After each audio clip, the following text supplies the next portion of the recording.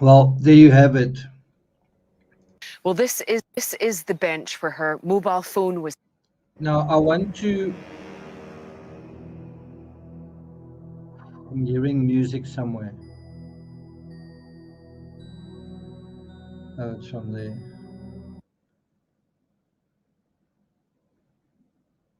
Okay, sorry about that. So, if you had to ask me right now, do you think there was foul play in this case, I would actually say no. You may remember in the previous live, I said that I did think there was foul play. And so where I am now, based on the research that I've done, I think that there wasn't foul play. And who knows, within a certain amount of time, I may go back to foul play. More than likely, through the course of this analysis, you're going to go both ways as well. So the point I'm trying to stress by saying that is, I don't have a preconceived agenda. I'm not trying to push a narrative one way or the other. I'm not trying to implicate anybody. I don't have an agenda, right? I'm still in a curiosity phase. I'm gathering more information. And this is a very strange case where there's so little evidence that in a certain way you can see whatever you want to see. A lot of it feels like projection. And what is the overriding reality? Well, the overriding reality is 45-year-old Nicola Bulley has been missing for 2 weeks. And does that mean there was foul play? Well, it could mean that. Did it mean that in the Kylie Rodney case? Does it mean that in this case? It could mean that, but it doesn't necessarily mean that. Is this a case that we simply can't find someone out in nature? Haven't we been there before? So when I wrote a book on Nora Corrin, that was the same thing. A little girl, 14-year-old, 15-year-old, got lost in the Malaysian jungle. Was she abducted or did she get lost? It's the same thing. And we tend to over-dramatize things that we don't understand. If something mysterious happens, we tend to think it's the worst possible thing, not just the most logical thing. But then that's also a question: what is the most logical thing? Now I'm going to play the clip that I've just played you again, just the first 10 seconds, and I want to emphasize something that's very important right at the beginning. So let's go back to that.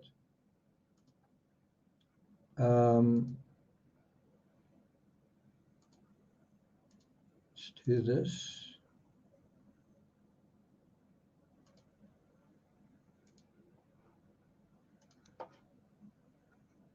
By the way, hello everyone. I'll greet you guys properly in a moment. Let's just go back to this. Mobile phone was found, still connected to a Teams call but muted. The dog harness. So that's quite important, and I don't know whether she's just making a generic gesture there, but she seems to be gesturing to right in front of the bench, right? Let me show you that again. Phone was found, still connected to a Teams call but muted. The dog.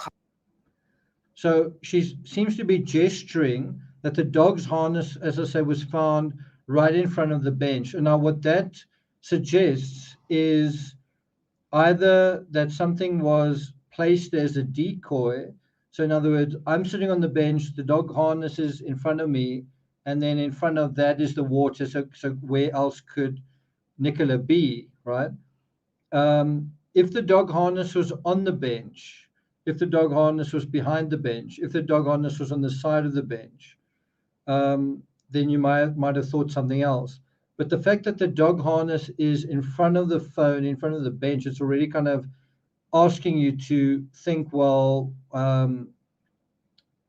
did Nicola follow the dog into the water, kind of thing? In other words, is Nicola in the water? And let's have a look at the poll. Let's just see what you guys have been saying and thinking. If you haven't voted in the poll, make sure that you do. Let's have a look at where we are. Are you sick of having issues with your webinars? Sorry about that. So almost 50% say Nicola never fell in the water. If you haven't voted, that number might change, I think.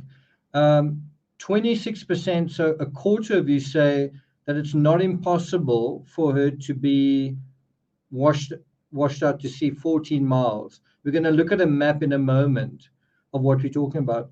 10% say search where she was last seen, and then 14% say the red van is the last clue. Just a quick hello to folks I see right now in chat: Robbie Robin, Blues Girl, Andy Mundy, Claire, and K-Bay. Good to see you guys. So I just want to go through, I did prepare a script, but I want to go through a couple of news stories that I've picked up, the map, of course, and then we're going to deal with the script and Nicola Bulley's Strava. We're going to go into that into some detail. She actually posted 60 photos onto Strava. That's a sporting app. It's kind of like the Facebook of sport in a way. So that's the first thing I wanted to emphasize. Let's play it one more time. So that's the other thing that's actually really important is the dog could have been anywhere. The dog could have run anywhere in that area, and yet the dog was found sort of almost like pacing and sort of running in circles in that particular area, which suggests that the dog knew something was in that area. I suppose you could also say that the dog wanted to go through the gate, that Nicola had been taken through the gate and the dog wanted to go through the gate. I suppose you need to ask the witnesses there, was the dog more on the bench side or more on the gate side, right? We're going to deal with the dog's animal behavior in a moment. I've got a dog, and that is quite important. The other side of the whole thing of planting evidence in a decoy, the flip side of that is if Nicola was sitting on that bench and the dog was amusing itself and the conditions underfoot were somewhat moist, and she did have a ball with her, and the ball rolled into the water and the dog seemed to go after the ball, then you could imagine a situation where she would put her phone down right next to her, take a step towards the water, and then the events would take place. So that is a innocent scenario that could have played out exactly as you see it. Equally, it's a potential foul play scenario that's like too good to be true. Why is this harness over here? Why is the phone over here? Why does she not have the phone in her hand, right? Well, maybe because she was sitting down, and when she stood up, she realized this is a bit of a tricky situation. I might slip. I might fall into the water, right?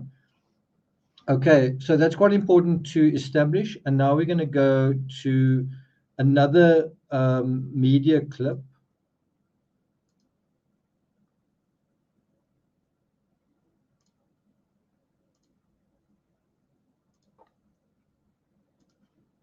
Let's put on the volume. Unanswered is agonising for the family and friends of Nicola Bulley. For many others, though, what happened here seems to be impossibly intriguing. And that's why we have this situation now with police saying they are issuing this dispersal order, because there are concerns about people coming here essentially to try and investigate what happened themselves. For some, this goes well beyond the standard level of pondering or internal questioning. We've been told about people knocking on doors in the middle of the night, trying to get into empty homes or abandoned buildings. Police have also been talking about deeply offensive posts online.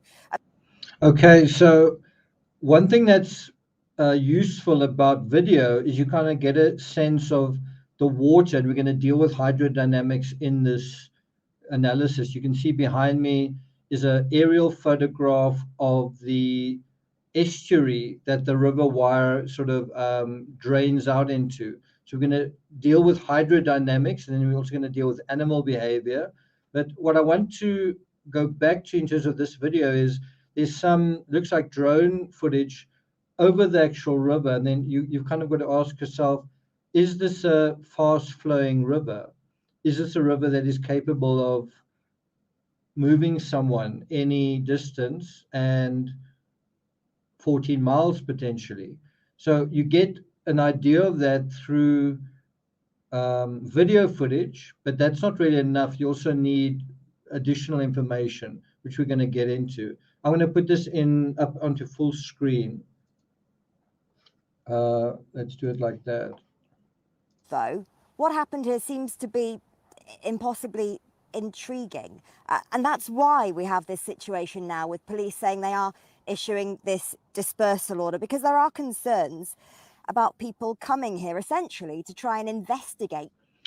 So it's this this angle in particular that I think is quite useful.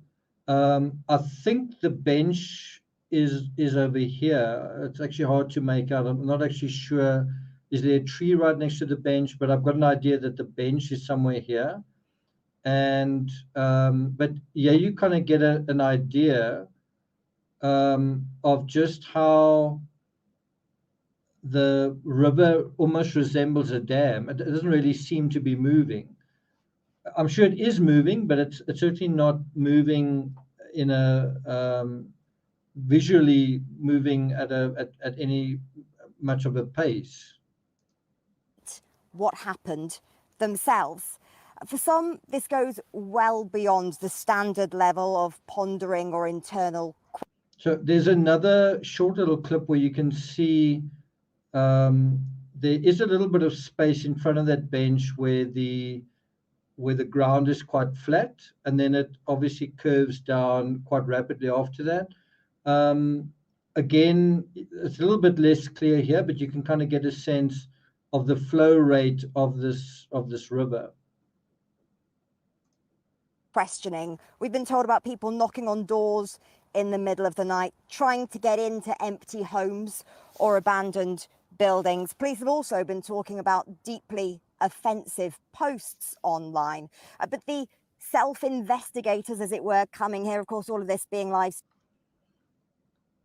The bench wasn't cordoned off, and that's one of the things complicating this case, is they can't be certain about things like footprints and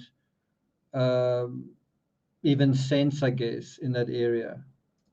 Streamed or posted on social media sites. To give you just one example that we've seen ourselves in recent days, a man standing on a completely unlit path, live streaming, claiming to be contacting the spirit world. A couple of women who were walking through asked to just stop with our team for a few minutes because they were uncomfortable walking past him. So now with these powers, police will be able to... I just find it interesting how in a situation where people want answers, you get all of these lunatics. You sort of have a situation of, we don't know the answer to X, Y, Z. And then you actually get these crazy attitudes to trying to provide the answer. I find it pretty disturbing. Kristen says, I'm leaning on foul play. Someone talks about Fitbit. I'm going to be talking about Strava in this analysis. Just a Dab says the water level was 3 feet then.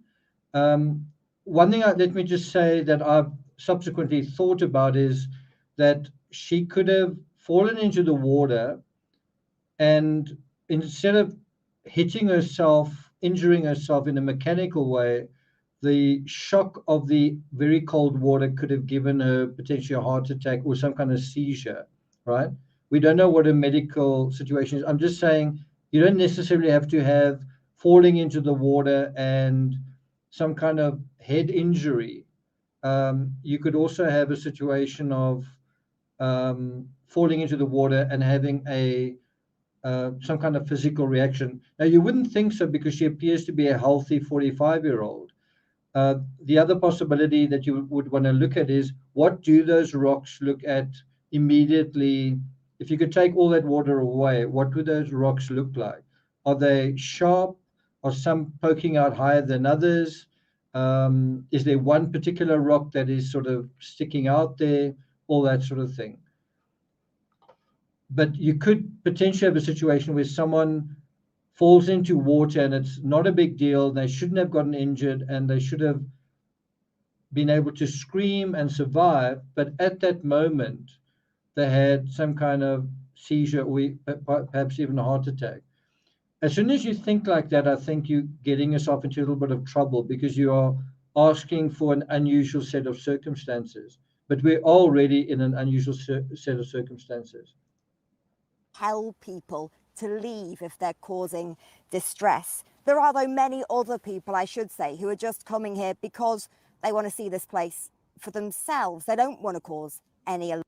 Now, I find this quite interesting because I wonder whether this is going to become a trend where you have high-profile cases, you've got certain people who are credible. You have the investigators and you have, let's call them credible commentators, the Brian Entons and so on.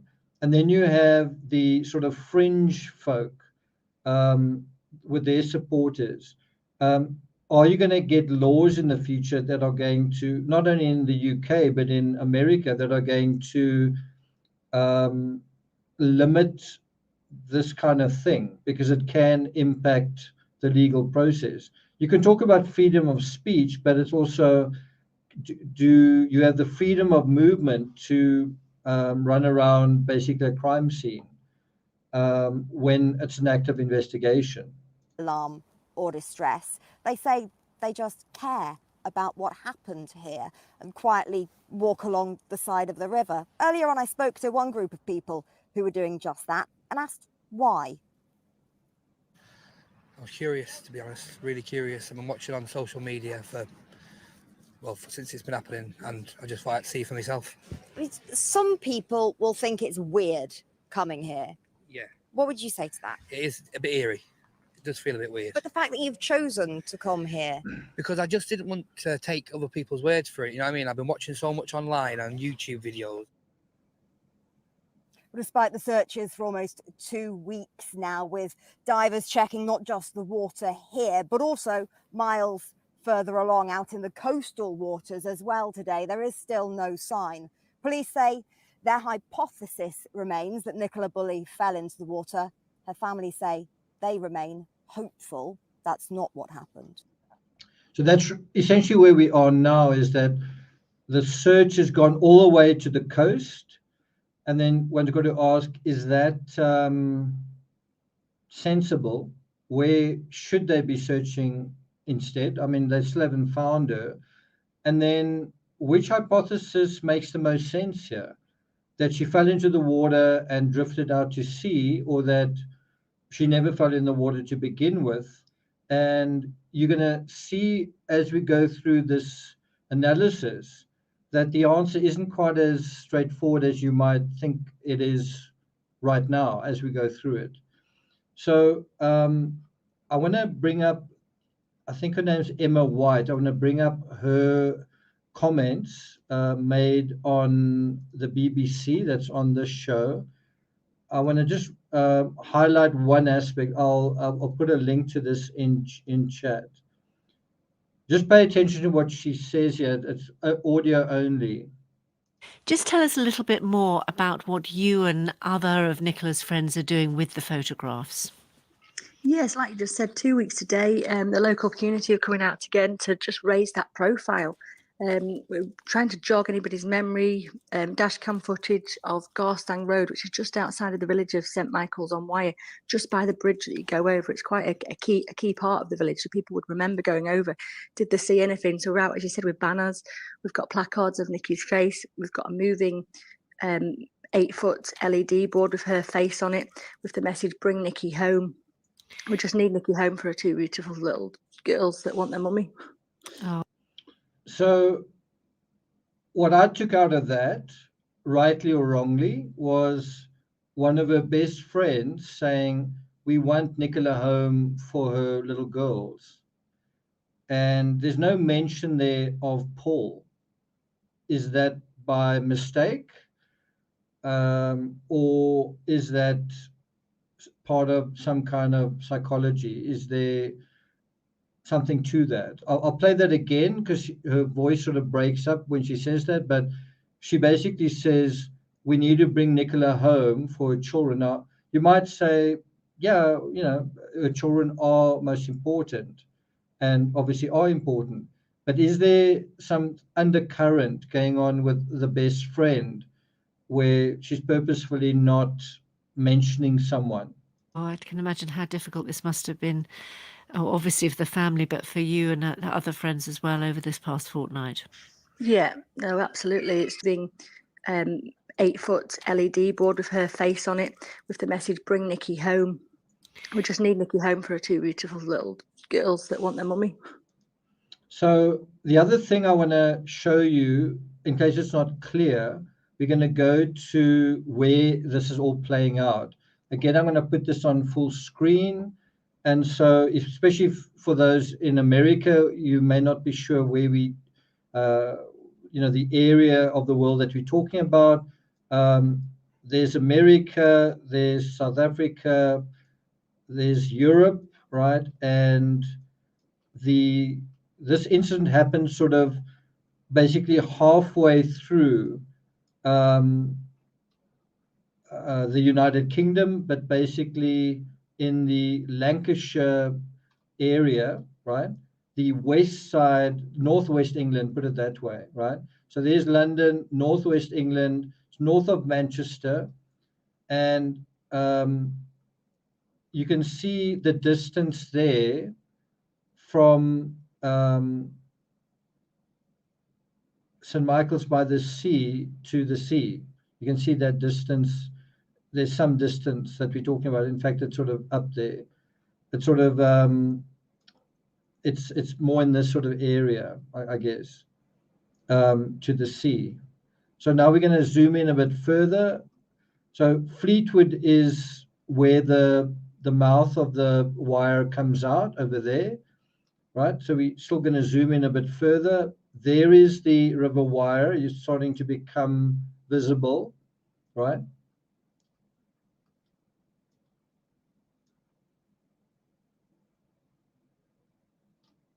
And you can see it at a certain point, it just straightens out and widens out. And so this is really the journey that some investigators are thinking that Nicola may have taken from where she fell into the water. So this is the end of it to Fleetwood. This is the Irish Sea, by the way, right? Ireland is sort of, there's the Isle of Man, and Ireland is over there. This is the Irish Sea, and there's Fleetwood. If we follow the river, then it's 14 miles. This is kind of an estuary. It's 14 miles, and then it starts to wind. Look how wide it is over here as well. I mean, there are many areas over here where something could happen. And then there's all of these sort of windy loops around here. Here's a holiday park. Let's just do that. There's a holiday park. And still going on, and there's the Carford Inn, Ratton Row. It's still winding along like this, and this is where it supposedly happened. I think it's sort of over here, either over here or over there. Is it over here?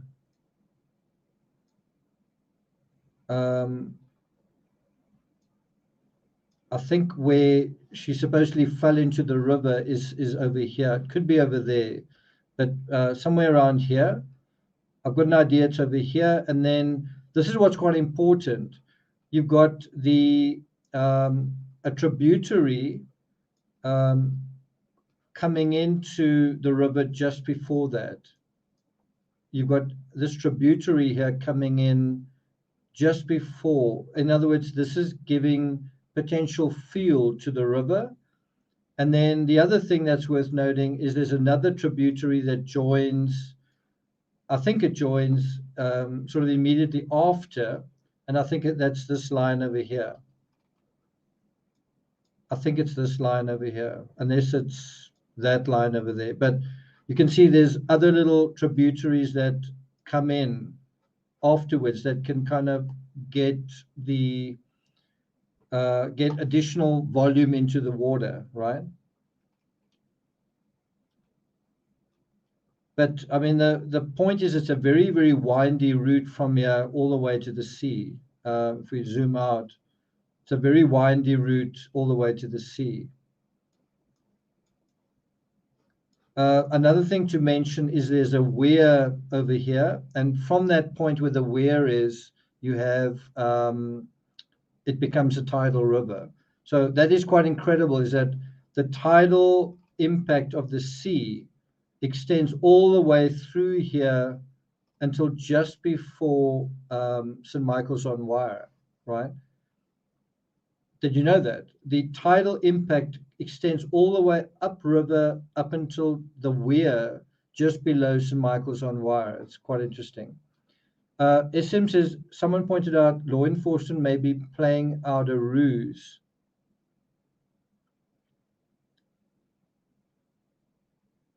I kind of disagree with that, because in the Idaho case, you knew 4 people were dead. In this case, you don't actually know what has happened, and you don't know whether, I mean, in Idaho, it was 4 murders, and it's absolutely clear that they murdered. In this case, you actually don't know if it's murder or not. Without seeing the body, you don't know if it's murder or not. Right? Okay. So a couple of other articles I just want to bring your attention to. You've got dog experts' verdict on why Nicola Bulley's dog was running back and forth. And it's quite interesting. They say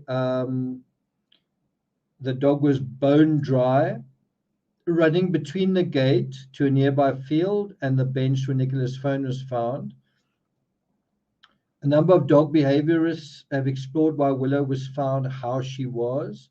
Kimberly Freeman says spaniels are very smart and very loyal. This dog seemed to really like water, by the way. And then she says the following.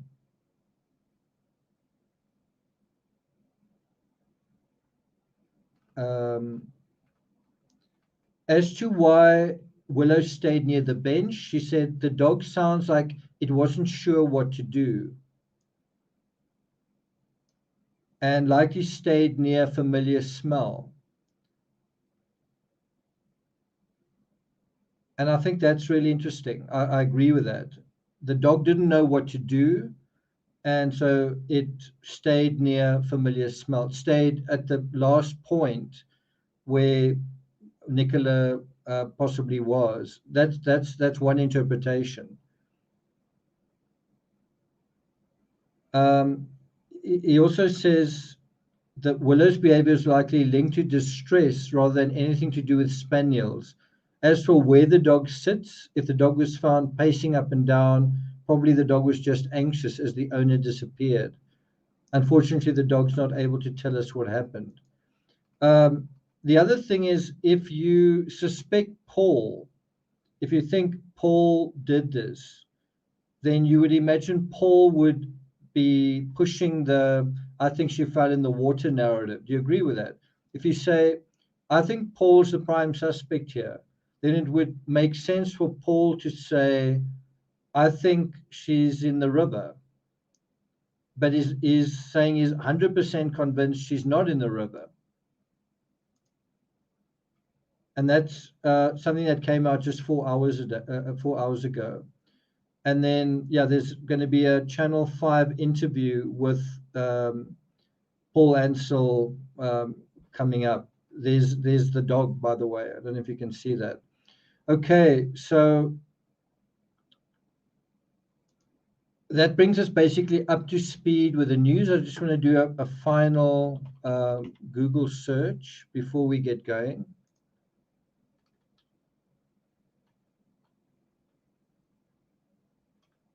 Nothing really new. Nicola Bulley partner 100% convinced she's not in the river.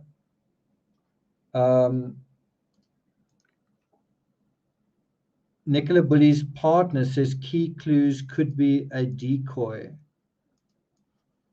It's thoughts that we are all thinking. It's thoughts that we're all thinking. Here's another article. Yeah, well, there it is. Key clues could be a decoy. This one is, why did the search head to the sea? So let's maybe listen to that before we get going.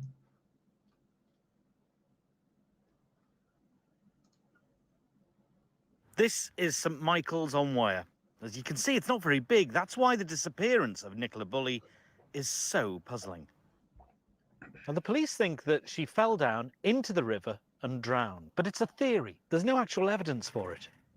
If Nicola was in that river, I would have found her. I can guarantee you that. We would have found her, and she's not there. So, if she's not in the river, where could she be? So I must say, I have a problem with that. I have a problem with that. At this point, you can't be 100% absolute either way. You can't be 100% that Nicola is in the river, and you can't be 100% absolute that she's not in the river. You can't be 100% absolute that it wasn't an accident, and you can't be 100% absolute that it was, right? As soon as you take that step, then you start narrowing your search and your efforts to understand this case through your own psychology. And what you need to do is try and keep an open mind. It's the unknown. There's no evidence, so try and keep an open mind. So this is the only path out of this whole area that's not covered by a CCTV camera. So if she came out of this way, where did she go at this point? If you turn round and look here, it's a busy road. Hundreds of cars were going past here at 9 o'clock on a Friday morning. And in the other direction, there's not that much empty space and no other way out. But that hasn't stopped people speculating. There've even been wannabe detectives coming to buildings like this, breaking into them and starting to search through them. 2 weeks have passed since Nicola Bulley's disappearance, and there's still no sign of her at St Michael's on Wyre. The search has been widened downstream. But instead of a small meandering river, the Wyre estuary, well, it's huge. From here, the river becomes the sea. The police are now tasked with searching the inlets and marshland. There you have it. There you have it. Okay, so now we're going to go into my script, and it definitely is a bit of a roller coaster ride. So, did Nicola wash out to sea? Through the course of researching this article, I would acknowledge I went from assuming one thing. So while I started researching this, I kind of had a particular guiding psychology where I thought, you know what, I am a little bit biased towards that. And so I went from assuming one thing to assuming another, to assuming another, to assuming another. And so, as I said earlier, while we go through this together, if you feel you've taken a soldier position on either side, well, let's just be clear, I haven't. I'm not defending a foul play scenario, and I'm also not pushing a accident scenario where she fell into the river. I would say I'm leaning towards the latter, but it changes fairly easily. It's still quite a fluid position. But as you're about to find out, the moment that I'm going to make quite a strong position, and I'm going to be making a strong position on sort of in both areas, an accident scenario and a foul play scenario, you end up finding strong, if not stronger, counterpoints, right? So this is really a baffling case. It really is a baffling case. So let's start with where we are now. The search has been extended to the Irish Sea. Could Nicola be found all the way out there? I think one answer to that in terms of time is 2 weeks enough time to float all the way out to the Irish Sea? And I think the answer is yes. 2 weeks is enough time for someone to slowly move in that direction. So it's not impossible, but let's look at what we're talking about. It's 14 winding miles from St. Michael's-on-Wyre to Fleetwood, which is where the Wyre washes into the Irish Sea. Fleetwood is a long way away, and a long time ago, a young John Lennon actually spent his summer holidays there. So we've seen that, but let's just bring the map up again. There's the map of the Wyre's route. There's St. Michael's-on-Wyre. There's St. Michael's-on-Wyre over there, and it's this long route like this, all the way up to the estuary and flowing out into the Irish Sea.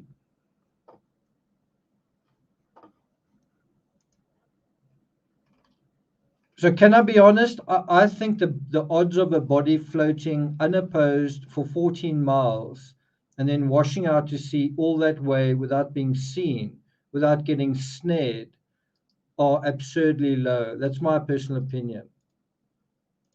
I just think it's possible, but it's absurdly, the odds are very, very unlikely. But as the saying goes, when the simplest explanation doesn't jibe, then one does have to go further afield. And that's exactly what has happened with the authorities. The authorities have decided we can't find her in front of the bench. We can't find her 1 mile upstream, 1 mile downstream. We haven't been able to find her 5 miles upstream, 5 miles downstream. Let's just search everywhere. And that's how they've ended up where they are. So I would argue going all the way to Fleetwood is a bridge too far in this case. So what we're going to do now is let's go back to the scene from the bench.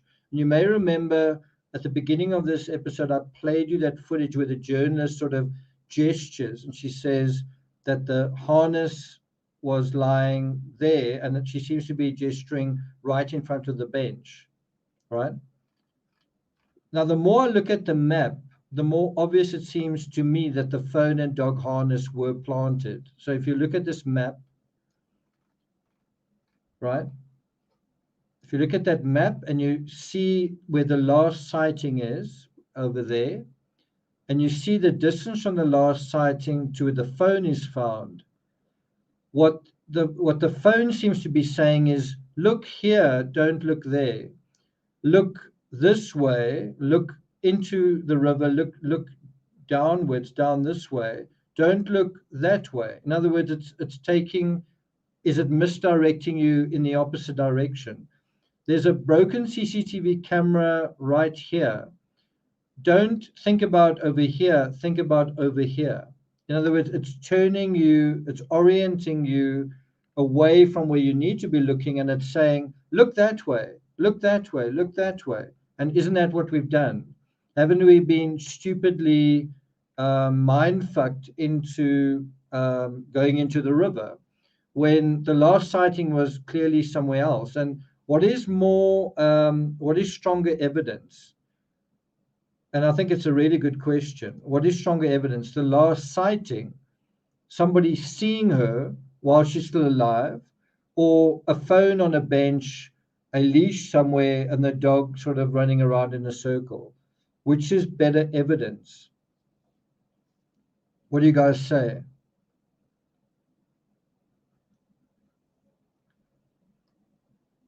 What do they mean by broken CCTV? Well, they mean that it doesn't work, that apparently it wasn't able to record.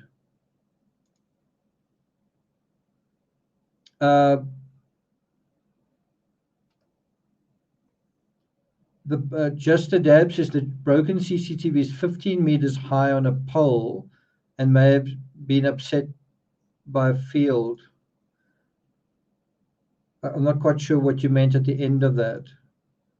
So a couple of you are saying the last sighting's more important. And that's something just to almost write down in a notebook. We need to be sure about that. Is the last sighting more important? Bear in mind, her phone is still logged in. It's still on. it's not been stolen.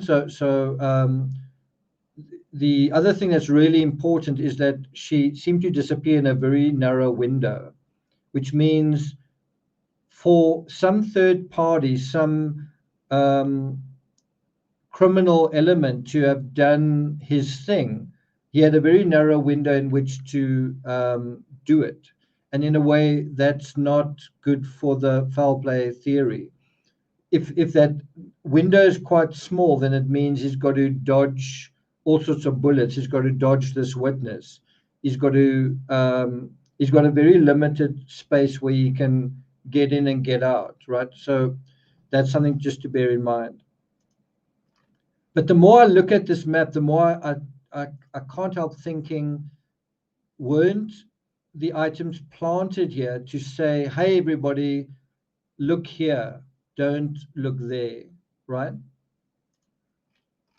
Many maps suggest, and this really irritates me, many maps I've seen in the media, you have the same problem in the Delphi case. They suggest that Nicola only walked up until that point and then she sat on the bench, right? In other words, what this map is suggesting is that Nicola walked up until here, and someone who is standing there, unless I'm not understanding it right, someone who's standing over there saw Nicola all the way across the field on the bench. My understanding is that Nicola was walking here and encountered this person there. But then why don't you draw the map going all the way to there? I just find it it's a bit misleading. And you tend to mislead law enforcement, you tend to mislead the public, you tend to mislead everybody when you can't just get the fucking map right? Excuse my French. Like, get the details right. Where did she walk? And get that right on the map. Otherwise, you get everyone not knowing what is actually going on. When a picture tells 1,000 words, make sure it's the right 1,000 words, right? So many maps suggest that Nicola only walked as far as the bench, which is arguably less than a quarter of the distance she intended walking before she stopped and settled down. I've got a dog, and most dogs insist on some playtime right off the bat. So, you start walking your dog and they don't want to just sit down the moment you get into the park, especially when they're off leash. So if Nicola wasn't a particularly doting dog lover, right, then you could imagine that she would arrive at the park and get down to business, get down to work. But the thing is, do you agree that she is a doting dog lover? She's got so many photos with her dog. And I don't think she's taking those photos for her health. Well, in a way, I guess she is, but it's because she loves the dog and she enjoys spending time with the dog, right? So she is a doting dog lover. So you can imagine that she would arrive at the park and then first do things for the dog's benefit before she settled down to work. Let the dog kind of get some of its energy out of its system and then deal with what she wants to deal with, right? Good to see you here, Stephanie. Karina says perhaps the bench because of the conference call with work. Yeah. So do you agree that she was a dog lover? She was doting on her dog. You can imagine that she indulged her dog, and that, I think, is part of the secret to figuring out this case. I think if you're dealing with someone who wasn't very attached to her dog, then that leads you a certain way. If you're dealing with someone who was very attached to her dog and engaged with the dog and invested with her dog and playing with the dog, then that leads you in another direction. And what else do you see in this photo right next to me? You see a tennis ball. And that's a question that I think isn't being asked enough in this case. What is the role of the tennis ball? Is the tennis ball part of the story? And that's what we're going to talk about. Okay, so in my opinion, the search for Nicola shouldn't be widened to Fleetwood and the Irish Sea 14 miles away, right? I really don't think they should be going all the way out there. Is it possible? Yes. Is it likely? In my opinion, no. Just look at what we're talking about. Look at this. Look at what we're talking about here. And I mean, surely a body floating around, it's going to attract attention. You would smell it. You would see it. There would be birds and whatnot. You know, there would be some indication that that is what you're seeing. You would imagine. You would also imagine that the sailboats, and if the body floated up on shore. I mean, think about Lacey Peterson. They weren't really searching San Francisco Bay, like constant perimeter searches of the bay.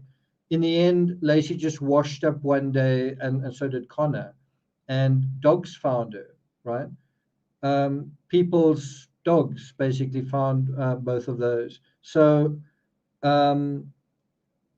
if that's the case here, I think you're going to see it. It's going to be revealed anyway. You don't need not even going to need to search for it. Here's another view from the top, from an aerial view.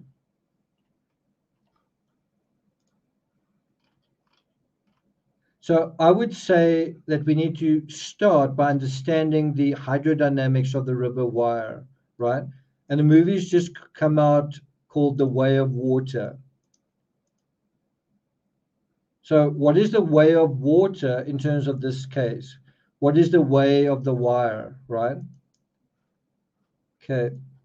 So I studied geography at school, in high school, so I'm going to take you through a quick geography lesson, and that's going to then take us somewhere else.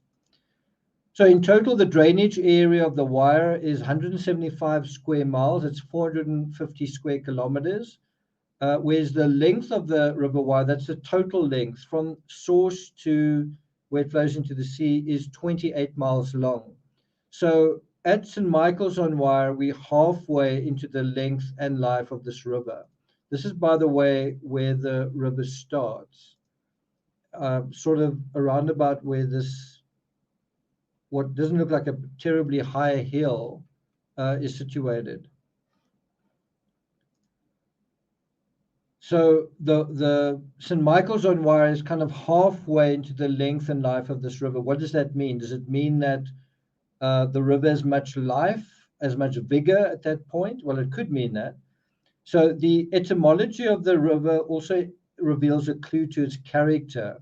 Wire means flowing. That's already quite interesting. The name of this river means it's a flowing river.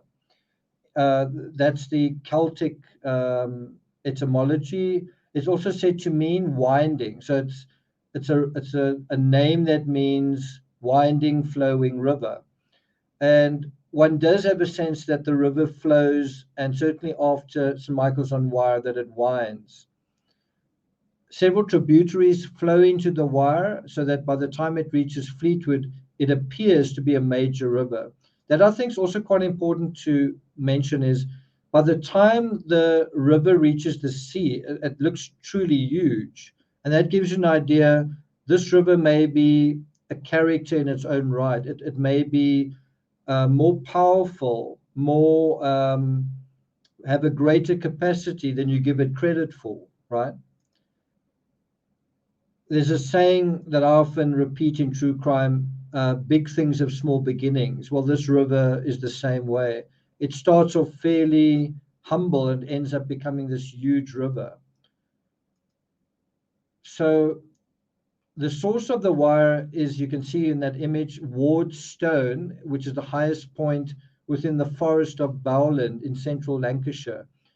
This point is 561 meters above sea level, or 1,841 feet, which means, and I could be wrong, I don't know if I've calculated this right, I think the Wire drops an average of 1 meter every 20 meters over the course of 28 kilometers.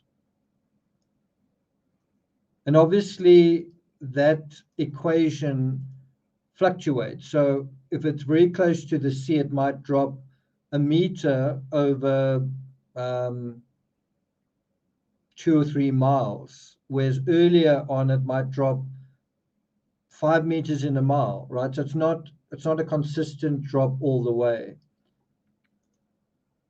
Okay. So gravity obviously aids the energy flow or the turgidity of the river. So if you want to learn a new word, perhaps you've not heard this word before, when you think about the wire, we really want to think about turgidity. What is the flow rate of this river? And one can see that the river gains momentum in terms of flow rate where the banks are particularly steep. Right? So have a look at this image. And you can see over here also the banks are quite steep. Right? You see that?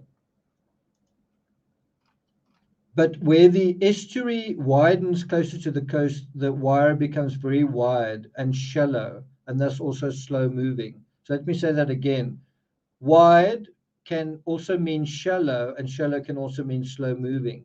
That's not necessarily the case with a tidal river, but yeah. So can you see how shallow some of that is?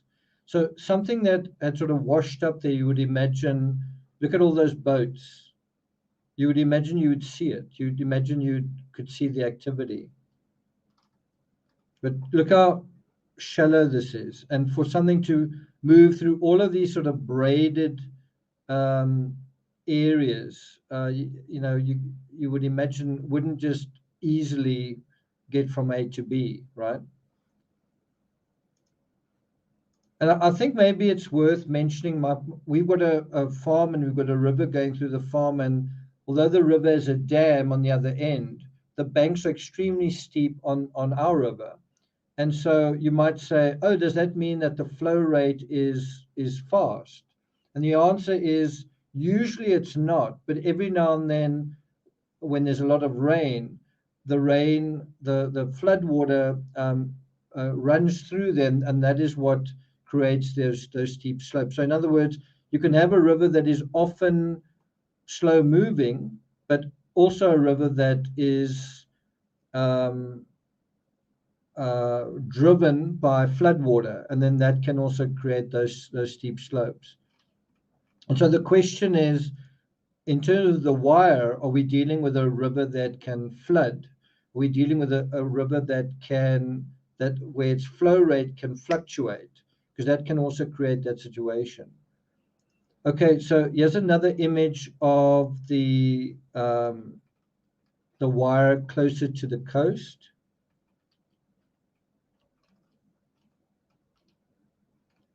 And could you have a situation where someone or something is lying in this sort of thing? It's almost like a ditch, but you just don't notice it. If you were going on a boat down there, would you notice this?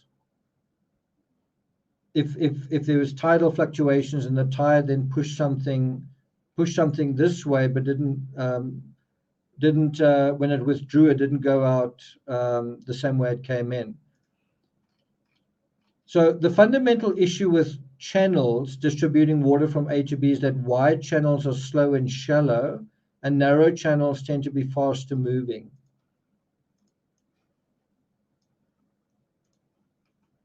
And that is the weir very close to St. Michael's. In fact, there are actually photos that Nicola has taken very close to this weir. But let me say that again. The fundamental issue is that wide channels tend to be slow and shallow, and narrow channels tend to be faster moving. So in other words, where you've got narrow riverbanks, and you have that right by St. Michael's, where you have a relatively narrow river, that is going to create a situation or scenario for water to move relatively faster, right? You follow what I'm saying? As soon as you've got a narrower passage, if you have any situation where more water is coming from because it rains somewhere, whatever, then because it's a narrower passage, the water moves through it a lot quicker.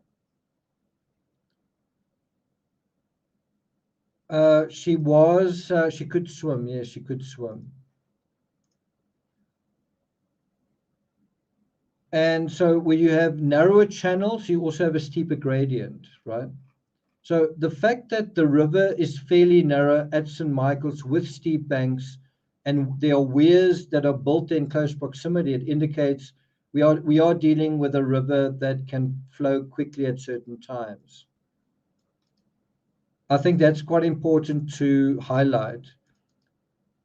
We aren't dealing, it looks like we're dealing with a slow, lazy river, but what we are actually seeing is a river that has the capacity, the capability of flowing quickly at certain times. You might say, like somebody was just saying, power is the motive in every single crime, the absolute motive, the central motive. No, it's not. It is a motive.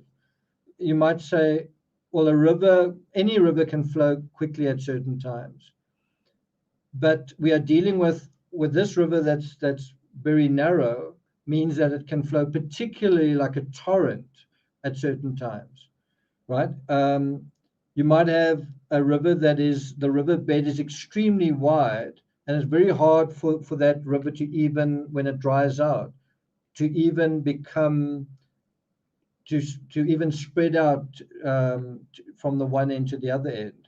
Right, you get rivers like that. In the Karoo, you get rivers that run dry for most of the year, right? But where you're dealing with, and they can be sometimes quite wide rivers, when you're dealing with a kind of a narrow channel, a small amount of rain can really rush through there, almost like a pipe. Okay, now upstream from St. Michael's on Wye are 7 hamlets. That's also important. This is upstream from the river, and it's also possible that she could have gone upstream. I don't think it's very likely, but it's possible. But then you've got hamlets all the way up there, and you've got 7 hamlets upstream. Downstream there are 10 more, including towns with quaint marine-sounding names like Dolphin Home, Skippool, Not End on Sea. We can go into it even further. We can look at confluences and tributaries. What you're seeing on screen right now is the River Calder, which means violent water or stream. And it meets the Wye just above St. Michael's on Wye. Or we can look at the River Brock, which joins the Wye at St. Michael's on Wye. But the bottom line is, these are the 2 bottom lines. The Wye only becomes a tidal river below the weir after St. Michael on Wye.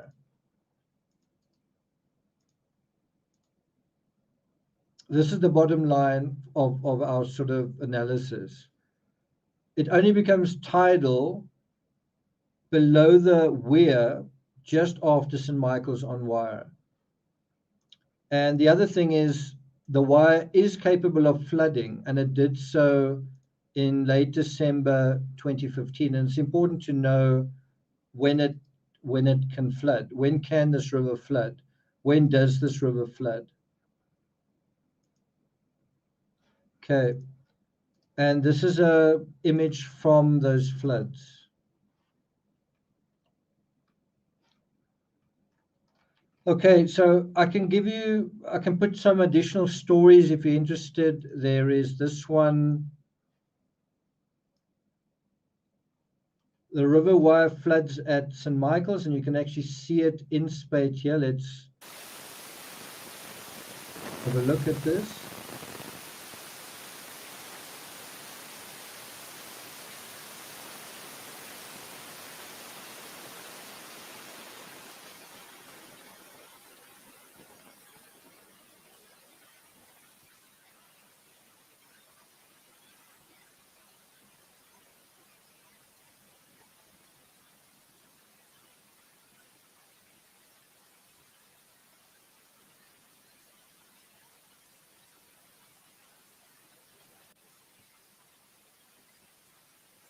Okay, so that just kind of gives you an idea of what this river is capable of.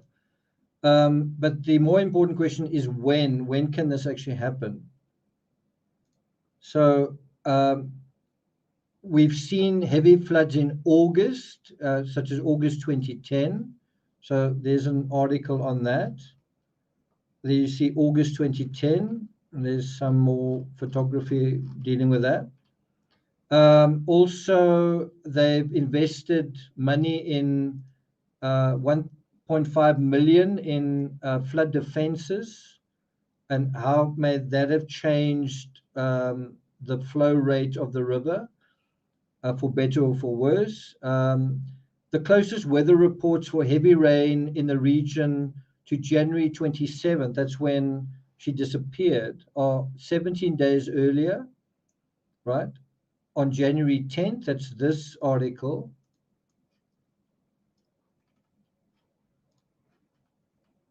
Persistent rain triggers flood warnings across Great Britain, and that includes northwest England, Lancashire, right? And then there was another one, January 13th, and this was recently. This was this year, 10th of January 2023. And then there's another one, 14 days before Nicola disappeared, and that was January 13th. That's that story. There you can see the date, January 13. So can you see we've got to look at multiple factors. We've got to look at the time of the year, and it looks like December, January is the time where you get winter storms, and these do affect the river, and the biggest floods have all been around December and January. And so when this happened, puts us into that sort of general period. So in other words, whatever the character of this river, its flow rate, its turgidity does tend to increase this time of the year. The other thing we need to look at is it's not an ordinary river, it's a tidal river.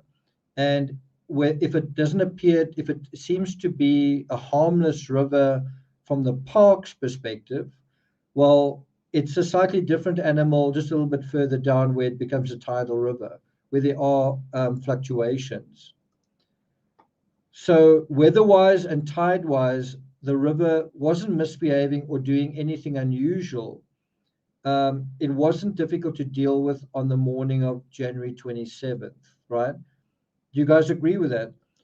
As far as we know, there weren't storms then. The tides weren't necessarily relevant, but they were more relevant than they could have been, say, in the middle of summer. And I think that then brings us back to this point.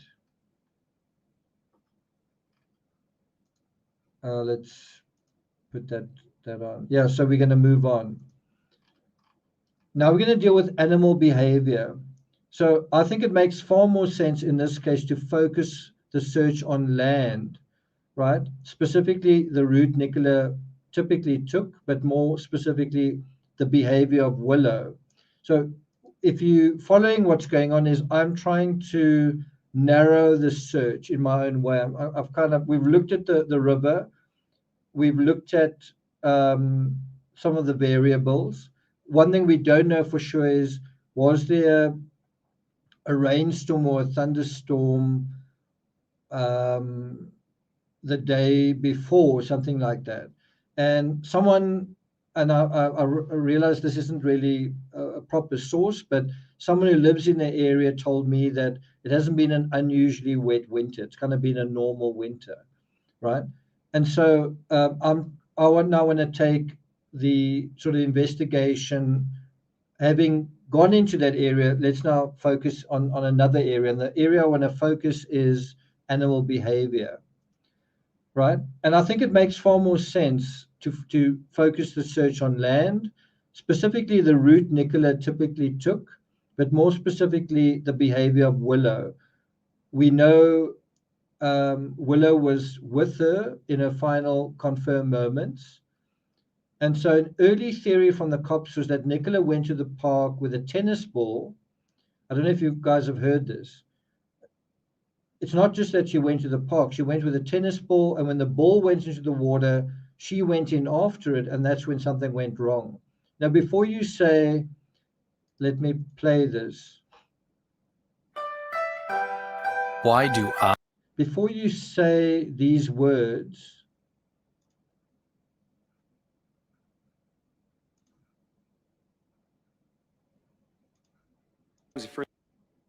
Yes.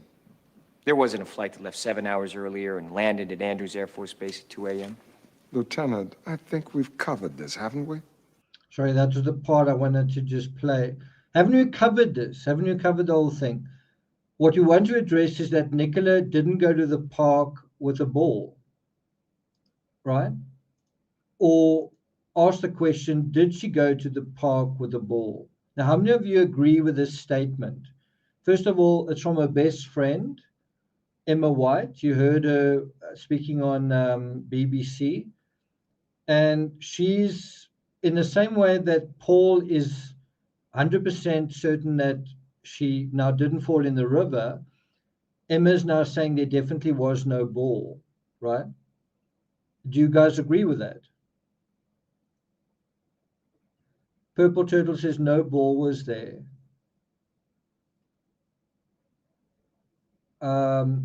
Vic says, no, that's just not true. I'm not quite sure what you mean. Are you saying it's not true that there was no ball?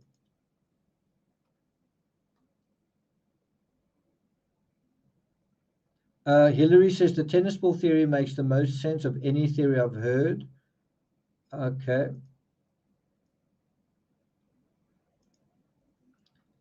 Just the Dab says, it turns out they stopped taking tennis balls on the walks.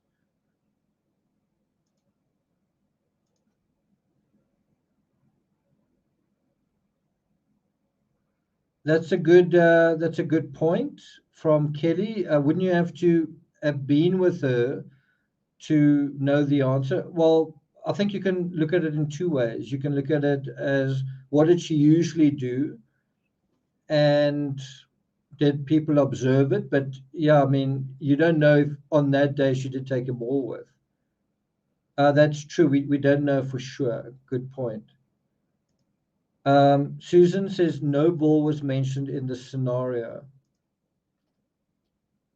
Bria says, I don't think there was a ball. Now, you may not think so, but this is a very important question. Was there a ball or wasn't there?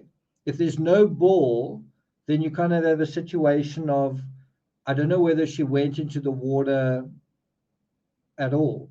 If there is a ball, then you could say maybe she did go into the water. You see, so it's not a silly question, was there a ball? And so if you say there was no ball, then that basically says maybe there was foul play here after all. If there was a ball, then the needle swings a little bit back to falling into the water.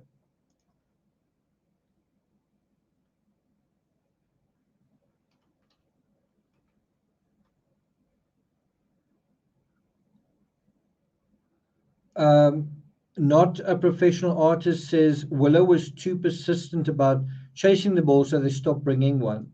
So let's remember this question.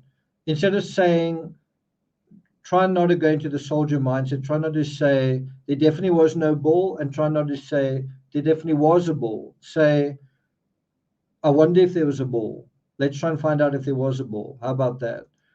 So Emma told Sky News, Willow used to love a tennis ball very much, but it used to disturb their walks, so they haven't had a tennis ball since way into last year.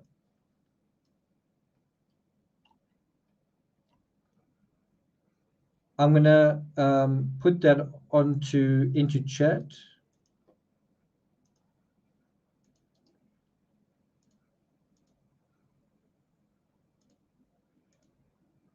Okay. Willow used to love a tennis ball, so we know that is part of the backstory. But it disturbed their walk, so they didn't have a tennis ball since way into last year. That sounds pretty definitive. That that for a part of 2022 they used the ball, but maybe for the most part they didn't, right? That's true, Run the World. That is true. That's also true.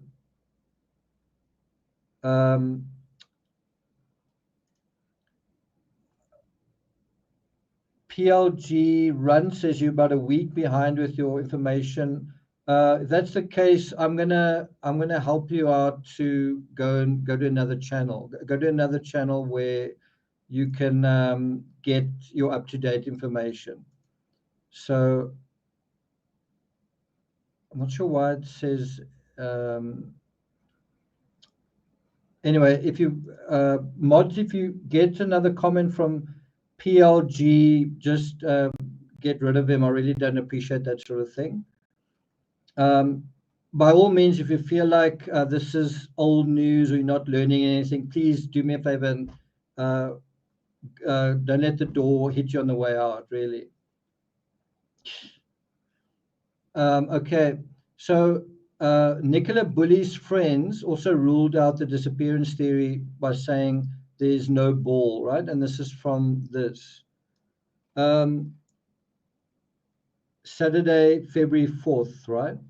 And I don't know, like I am dealing with the 14 weeks of this case, you know, so you've got to start somewhere, and you're also looking at where we are now. Should you be looking at the coast? So really, it's a bit unfair to say this is 2 weeks old information. It's not. We're dealing with everything at the 2-week mark. Really, it's I don't know. So where was I? This is one of the rare images you get. I'm going to put it on full screen. It's one of the rare images you get from the other side of the river, where you can get a sense of there's a bit of a path going in front of that bench, and then just how steep it is over here, and then it's extremely steep over there, right? It's also very steep over this section here. This section's a little bit less steep, but this is very steep, this whole section. And then that's extremely steep.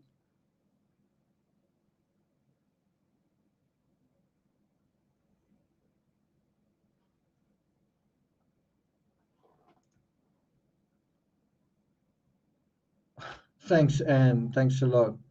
Okay, let's keep going. So even if there was a ball, one can imagine the dog going into the water to get it, because there's ample evidence that Willow loved the ball, the water. So if you imagine there was a ball, you can imagine Willow going into the water, right? And let's have a look at a couple of images of Willow going into the water. Here's another one. There he is, ball in his mouth and in the water. It seems like, I mean, for a dog to do that, it seems like a dog that really likes water. Okay, Timmy, come. My dog also wants to be part of this conversation.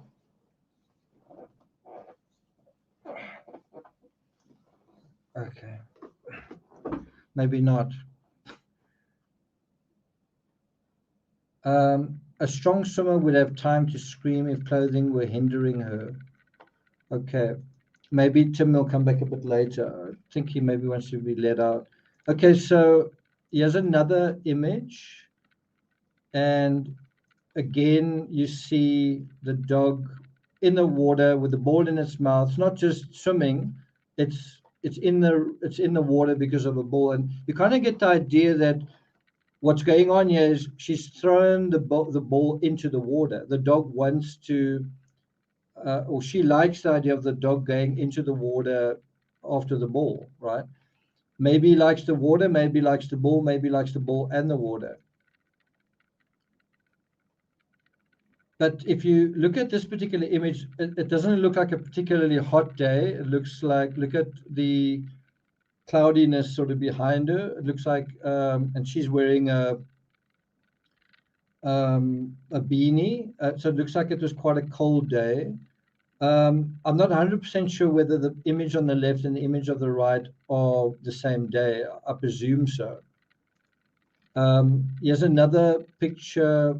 I think I've shown this to you guys before, but there she is. I think this was during a run. This wasn't just a walk. And same thing, water, dog, ball.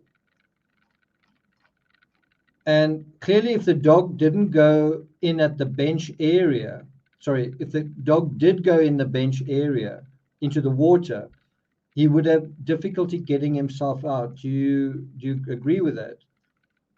Do you agree that if the ball fell out of her pocket, or if there was a ball and it fell out of her pocket, or the dog had it in its mouth and it dropped it and rolled down the hill, but anyway, if the ball ended up in the water there, it would be a very difficult job getting out for the dog, right?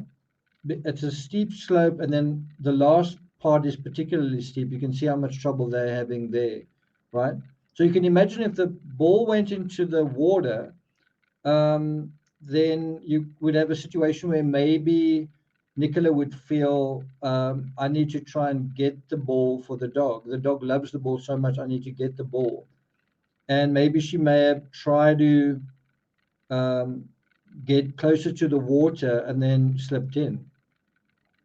Another possibility is that she may have gotten into the water, right, and then gone after the ball, but the ball started to float with the turgidity of the water, and then she kind of went after it, which seems a little bit less likely, but I've done the same thing. I was wearing someone's hat, a $750 hat from Buffalo, New York, and the hat flew off my head, and then I went into the sea to go and retrieve it. So some people would do that, some wouldn't, but I mean, that's something I did, going after a hat in water. So unfortunately, I believe precisely the conversation we're having, exactly this reasoning process we're going through, is one that was premeditated by someone else. I think that's possible. Somebody else knew Nicola and the dog well enough to know that the obvious conclusion anyone would reach, presented with the bench, the phone, the harness, and the steep embankment, was that Nicola fell in. In other words, what I'm saying is, doesn't it seem like someone anticipated this line of reasoning, that we're going to see a phone, we're going to see a bench, we're going to see a harness, and we're going to assume that she fell in the water. And then now we've looked through the whole river and we can't find her. Well, that's because someone knew that we would think that, right? Here's another image of the bench. I think that image really captures just how steep it is, or it can be. Look how steep it is. It's like straight down, almost seems straight down over there to the water. Also, it's kind of damp. You can see it's slightly muddy over here.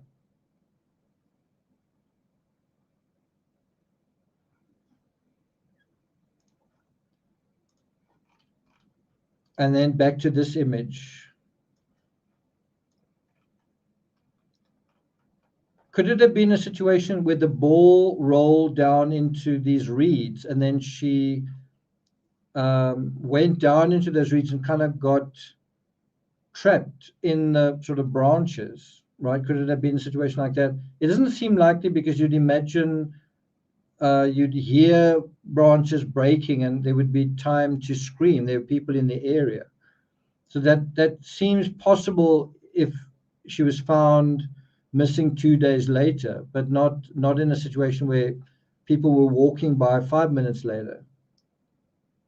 But you do have to wonder, does it have anything to do with the vegetation along the side here? Could she have sprained her ankle and then fallen into the river? Here's another angle from over here. So there you can actually see the sort of setup.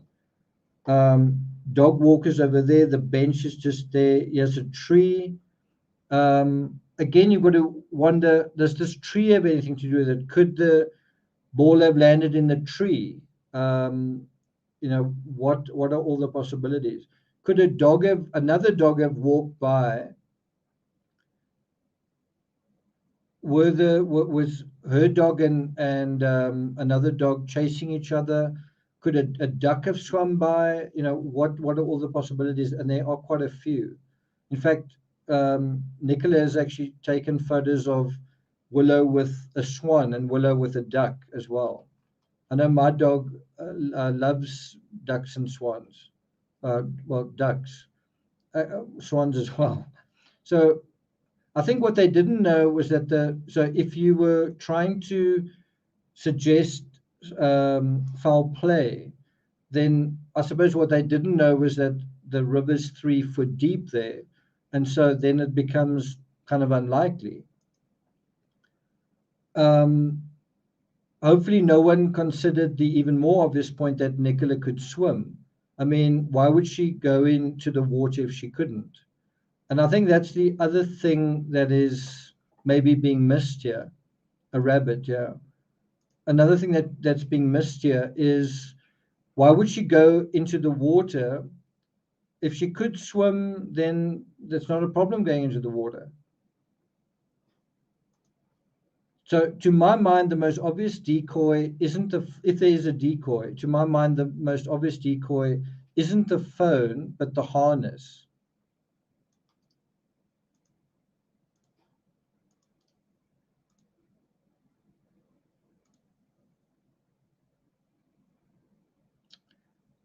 Someone says quicksand at the bottom of the river. I think you've been watching too many movies. It's not, no. I've heard people say that. It's no.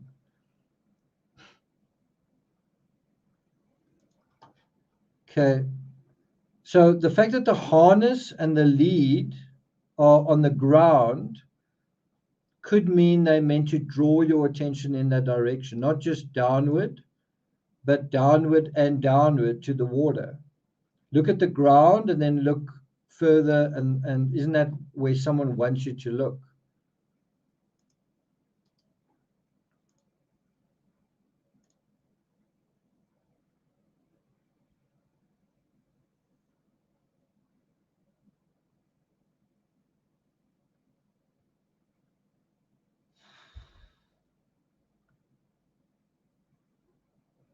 Okay, so let's talk about quicksand. So there's quicksand at the bottom of the bench, and she fell into the quicksand. And how long does it take to die and drown in that situation? Right. So in other words, you can't run away, you're stuck, right? And so you haven't injured yourself because you're in the quicksand. So and then also you wouldn't go anywhere because you're literally stuck in the quicksand. So I don't know how you figure that out. So that's a way someone can die, is in quicksand. But then what about the other things? Would you not shout out because you're not in any real distress? It's happening slowly. Would you not shout out, "Oh no, the water's too cold"? I've heard that the rocks at the bottom. So I don't know, like it's to me just amazing. You've read about quicksand somewhere, and then everyone says that's what it is. It's quicksand. So I don't know. I guess you could say it's quicksand. As far as I know, and from what you can see, there's a very steep bank, and then there's rocks submerged there 3 feet deep, rocks. I don't know if I've heard of quicksand in a river. Like there's a river, and then under the river is quicksand. I call that mud, but yeah. And as we know, there's rocks in the immediate vicinity there. So that's how I see it. Welcome, Shelley. I think it's one of those times where I need to just not pay attention to the comments.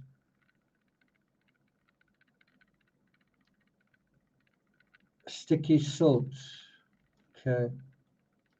So, do you want to talk about mud and silt and quicksand when we dealing with what's above the ground anyway? We're dealing with if there was a ball. The other thing is, as I say, when they did a search, they found rocks 3 foot deep below the bench.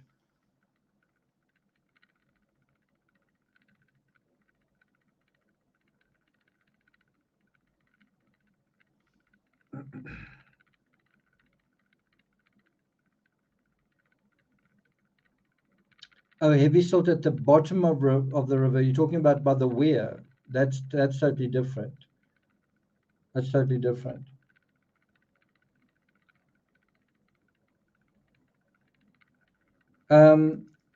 That is what I would like confirmation of. Did anyone see her sitting at the bench? A witness saw her on the one side and another witness saw her walking, but did anyone see her sitting at the bench? Another thing is, did she ever sit at the bench? I would just like confirmation of that, because she seemed to, and we're going to deal with the Strava in a moment, she seemed to be active, like she seemed to go for the walk and sometimes go for a run, do the loop and be back, and there didn't seem to be any sitting around. I would be very interested to know that. That's a good question. Okay. So I would like to know if the harness was to the right or the left of the bench or directly in front of it, and that journalist that we saw seemed to be suggesting it's right in front of the bench. Is that because she knows that for a fact, or was that an assumption? But that would be interesting to know. I would imagine that the harness being in front is possibly a sign of staging. It just doesn't seem to me that natural that the harness would be in front of the bench.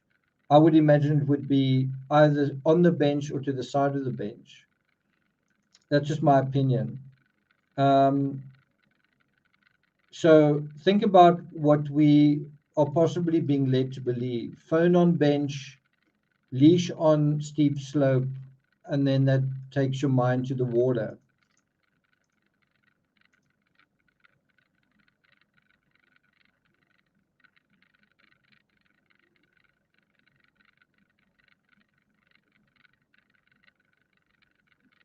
Why would she remove the harness? It's a good question. Maybe the dog didn't like it. I mean, I have a harness. I don't always use it with my dog. And so while you're making inferences, one might infer a ball, right, in terms of this scenario. So if you're making inferences, you might say, okay, phone on bench, which means she was sitting there. Leash on steep slope means she went in that direction. And then there's water in front of you, question mark, and then wouldn't you think ball, right? You might think that that doesn't actually make sense, but when you know her and you look at her social media, you see dog, ball, water repeated over and over and over again. And I don't think we're talking about a ball 2 weeks later for nothing. I think it's a big question. Was there a ball in this story? Okay, now we're gonna, so here's another picture of Willow.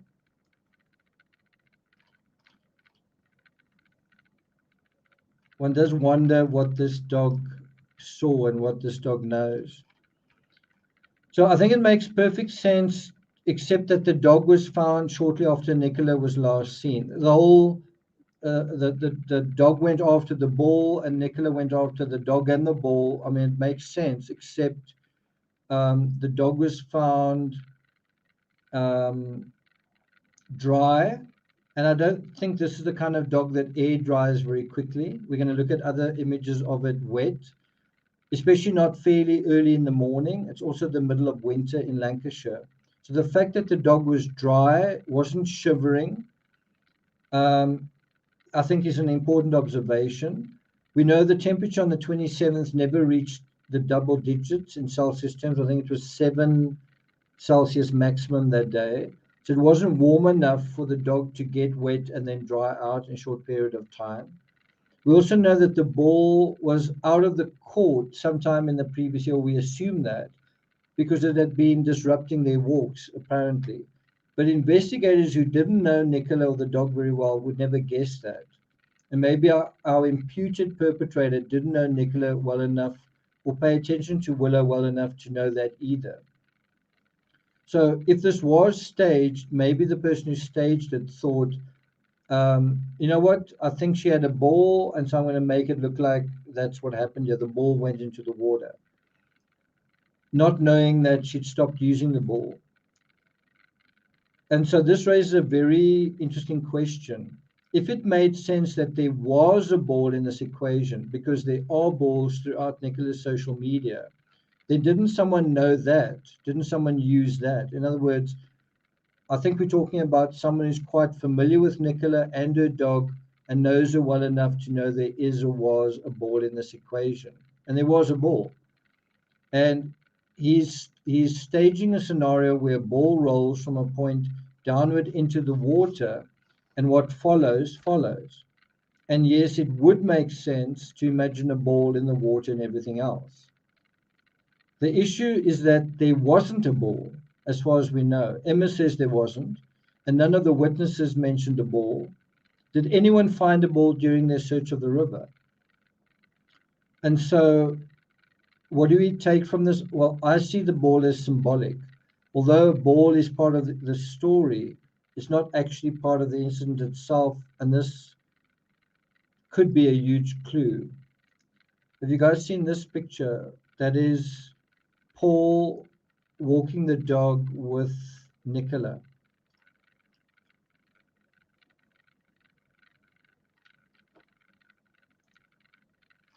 Okay, so it reminds me of the Idaho case where the victims are part of the story, but it's not personal, it's symbolic. It's symbolic in the Idaho case because the killer is trying to show something besides the thing itself. It's not what you think it is. And he's not committing a crime for the same reason most criminals do. There's something indirect going on. So instead of a direct crime, this is the Idaho case, he's trying to manipulate you by showing off how clever he is. And if he succeeds, well, maybe embarrasses an entire faculty of criminology students and professors on a neighboring campus. So it's symbolic in that sense. That's the Idaho case. In this case, I wonder whether the tennis ball is similarly symbolic. Somebody knew about a tennis ball and somebody wanted you to think that a tennis ball was involved to help create a symbolic situation. So the you think it was there because of the situation with the dog owner, the dog and the owner, but instead the entire setup with bench, harness, and the lead, the imputed tennis ball, it ends up being maybe symbolic. Why? And I've got to wonder, it's very early to be expressing this, but could this be a mirror into potential criminal psychology? In the symbolic scenario of a ball, the ball wanders off. So just think about this. A ball wanders off, a dog wanders after it, Nicola follows, and this is how Nicola ends up going somewhere unknown, somewhere surprising, somewhere unexpected. Isn't this a mirror, an inversion to someone else wandering, someone else being lured, someone else becoming distracted by something? They come off the leash in some way in their own lives, and one thing leads to another. Do you remember in the Chris Watts case, he spoke of himself as always being on a leash? Do you remember that? Run the world. Let's see what you say.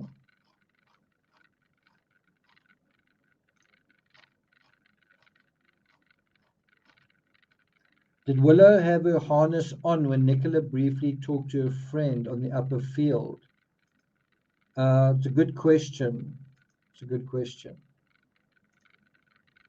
Okay, so on Nicola's Facebook, she provides a video that shows Willow running around off his lead. I'm not going to play the video. I think it's this video.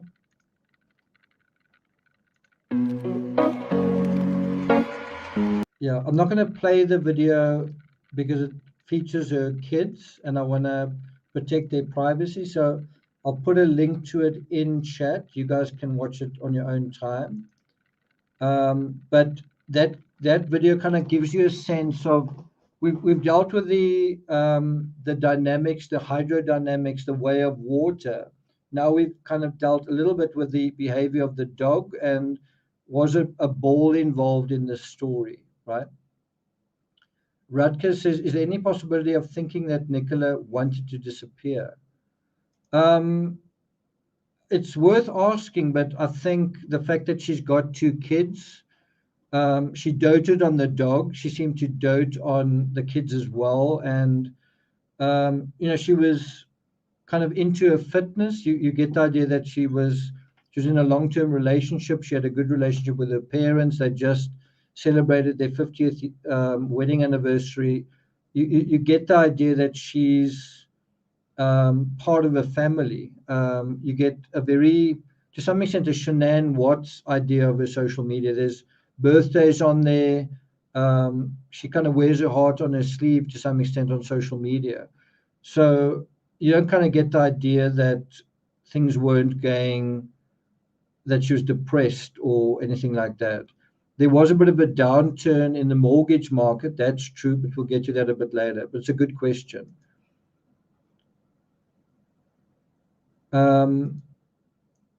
So anyway, on Nicola's Facebook, she provides this video that shows Willow running around off his lead. And that kind of gives you a sense of, in the same way we dealt with the dogs, with the river's energy levels, its flow rate. You also want to see how the dog flows, how the dog's energy fluctuates, how the dog might be taking Nicola this way and that way, right? So I put a link to that in chat. But I mean, you see how the dog moves and runs ahead off the leash, and you can see it's not got a harness on here either. But there is something else we see on Nicola's Facebook. By the way, here's a picture of the dog and a swan.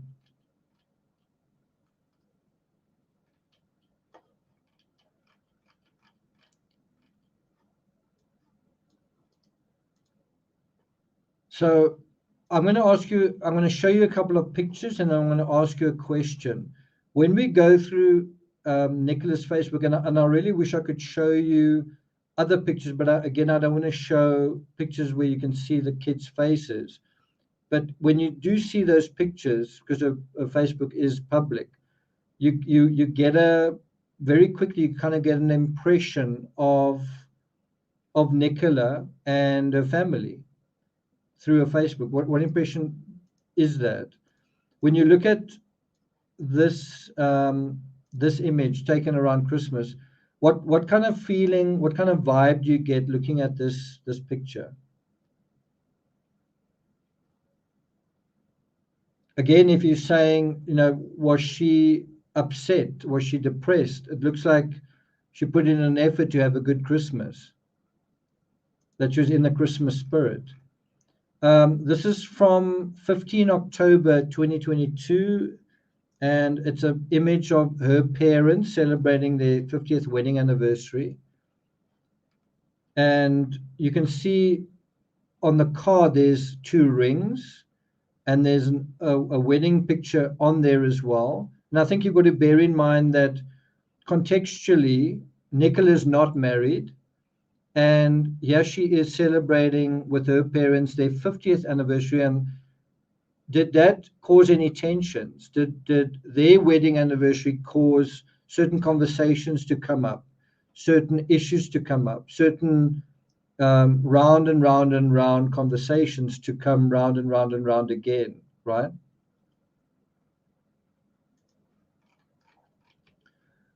So Yara blurred out the kids' faces, but you can see, and this is on Nicola's Facebook, so she's obviously taking these photos because it means something to her. And yeah, you see her mother paging through a photo album of wedding photos. Her own daughters are sort of fascinated by this, but yeah, you kind of have her own mother remembering fondly her wedding. And yeah, Nicola's children are looking at their grandmother getting married, and you've got to wonder, wasn't Nicola thinking about it more than usual in October last year? Yeah, that's true. It is full of beautiful family photos.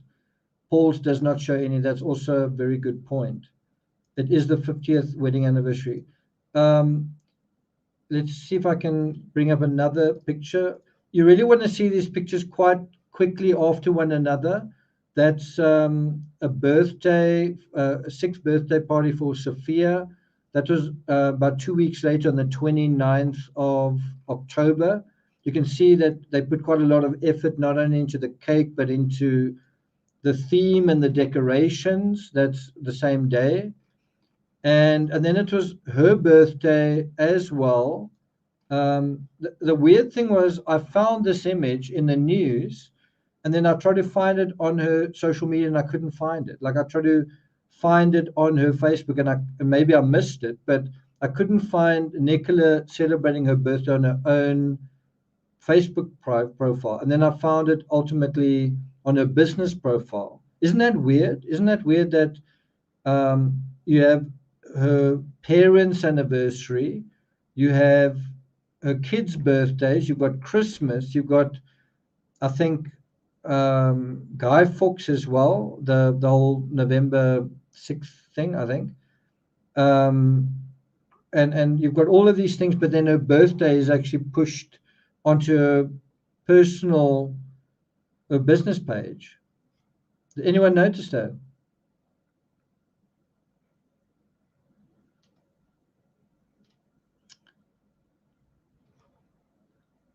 Okay. So do you mind if I answer that question? So the question is, what is this Facebook? And unfortunately, I can't show you all the pictures, but what does the Facebook convey? You know, all the pictures together, you sort of click through them one. You see the dog, you see her jogging, you see them eating out at restaurants, you see the kids doing this, smiles all around. What is it trying to say? Well, if you don't mind me answering the question, I think it's talking about a fairy tale. We are living a fairy tale, and looking at her pictures, I want to go to St. Michael's on Wye. I think it's a delightful little spot. I want to go and walk my dog there. You know, I do walk my dog, and it's like, wow, that's not a bad place to walk a dog, right? So it seems like a fairy tale. Just the dab says it seems too perfect. It reminds me a little bit of Shanann Watts. And I don't know whether I'm seeing it for what it is or whether I'm just seeing the Chris Watts case here. I guess time will tell. But yeah, you kind of see all these fairy tale scenarios. So as I said, I see a lot of fairy tale things happening: anniversaries, birthday parties, Christmas, fireworks, celebrations. All of it invokes a very happy and full life. Now, who might look at these same pictures, and it's the same thing we asked in the Idaho case, who might look at these same pictures of Kaylee and Maddie and Xana and Ethan and see something else? When that person sees fairy tale, they see a nightmare. Who might look at these pictures and see a nightmare, right? And I think the answer is either someone very close to her, so someone very close to experience this fairy tale as a nightmare. And this is regardless of what happened to her. If she fell into the river by accident, then this is true regardless. It's contextually relevant regardless. If she didn't fall in the river by accident, then it's also relevant. She is a pretty lady. The word cover does come to mind. So either someone very close to her experienced this fairy tale as a nightmare. Remember Chris Watts experiencing his family life that looked like a fairy tale as a nightmare, or someone not so close to her experienced a fairy tale as a nightmare. Kind of like in the Idaho case, someone not that close, and he experiences it as a nightmare because he can't be part of it. So again, it's this question, are we dealing with someone intimately involved or someone who's on the outside, a loner, oddball? What are we dealing with here? That's also a good question. Are they equally yoked? Does someone not want to be yoked? So let's explore the first possibility first, and note how I'm saying it. Let's explore it. Let's not make up our minds. Let's just think about it. So the first possibility is someone close to experience this fairy tale is a nightmare. Now, what worries me in this photo of Nicola on her birthday, sorry, this photo, is Nicola standing by herself. And the other photos of her on her birthday, and she seems to be by herself, unless I missed them. I think there could be some photos where she's at a pool table. I'm not sure if that's her birthday. Then I am mistaken. But in this image, one smile looks a little forced. Do you see that? In this photo, one smile looks a little bit forced. And you can actually see Paul is holding the leash of the dog here. You can just see it in the picture. And I don't know whether the idea here was being under the mistletoe. I'm not quite sure what they were thinking, but it seems to be a mistletoe-y type scenario. And his smile, as I said, doesn't his smile seem a little forced?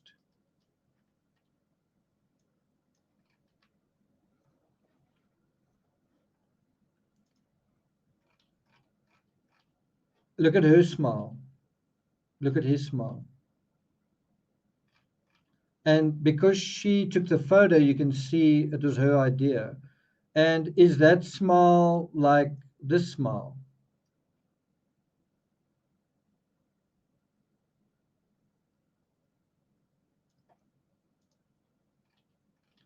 So I wish there weren't so many scenarios that trigger the Chris Watts case, but there are. There's this one as well. I've blanked out the kids' faces. Compare that picture to this picture.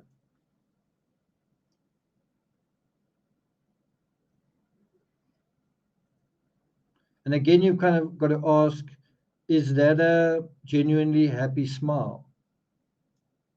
Whose idea was this photo as well? Or is the real situation actually this? Is that the reality? So were those smiles real? Were they real for everyone? Was it real for Paul? Also, just as Chris Watts was fitter and slimmer than Shanann, Paul is a lot bigger and taller than Nicola. Did you realize that Nicola is actually kind of quite short? He's a lot bigger than what she is. Kristen says they may have avoided the ball 99% of the time, but could have this time. Decided she would succumb to Willow loving the ball. Yeah, it's possible that even if they hadn't been taking the ball, they did take it that time. It is possible. Okay.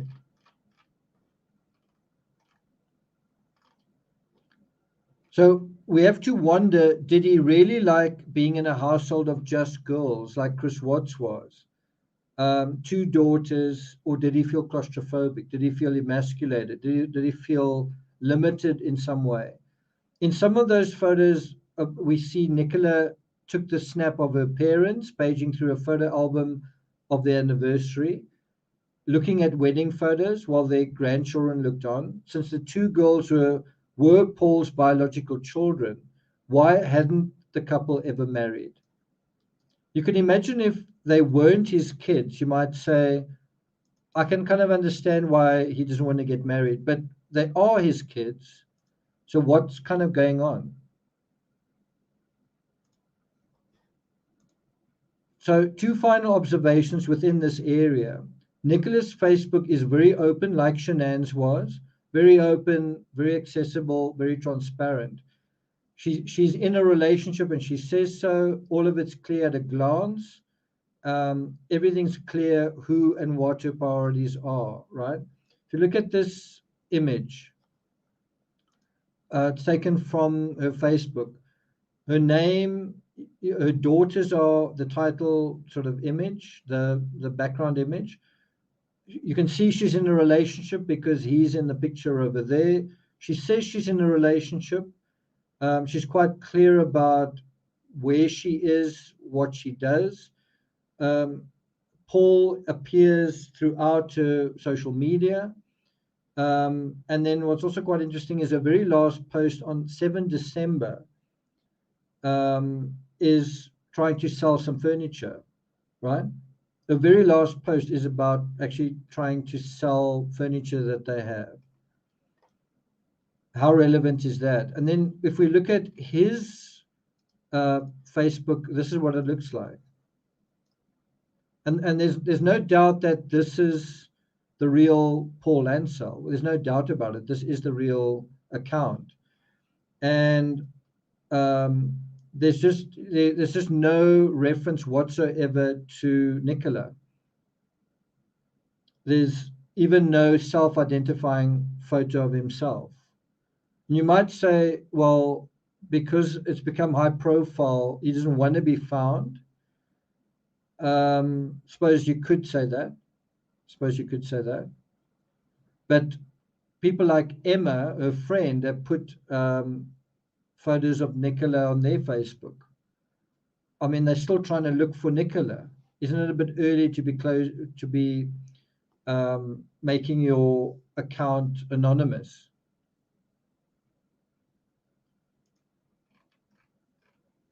So in an ongoing search situation, you'd imagine Paul would reach out to the public on his social media. You'd imagine if he's going to go on television, here I am ostensibly reaching out into the public. Well, why wouldn't you do it through the obvious social media?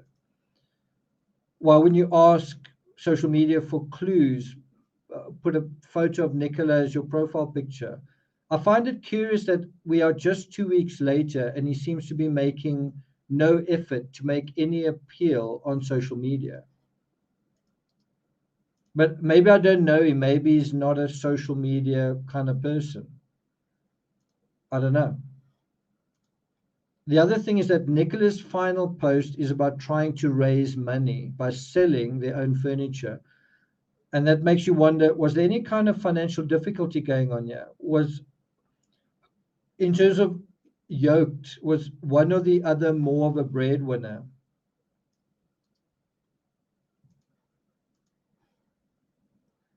Did COVID have any impact on that aspect? The British economy is in a bit of a state of fluctuation, seems like everywhere is. Was there some kind of pressure in an economic sense more on one than on the other?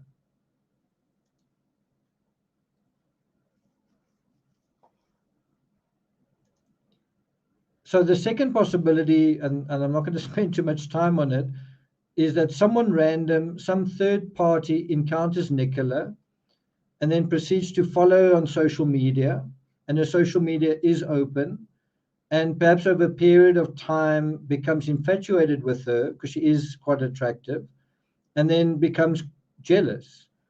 And so could there be an Ursula Gall version of the story or an Eliza Fletcher version of the story?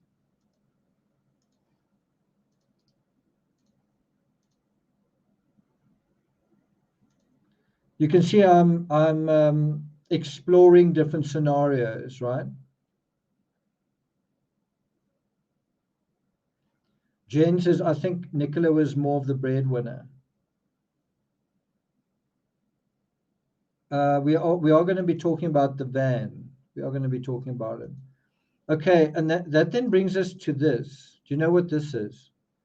This has come up on Nicola's Facebook. So if you go through all the Facebook posts, you'll eventually come across this. Do you know what this is?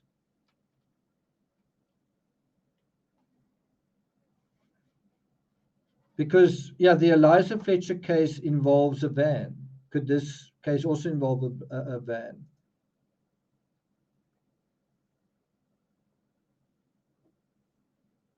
Zircon says, I don't know about those cases.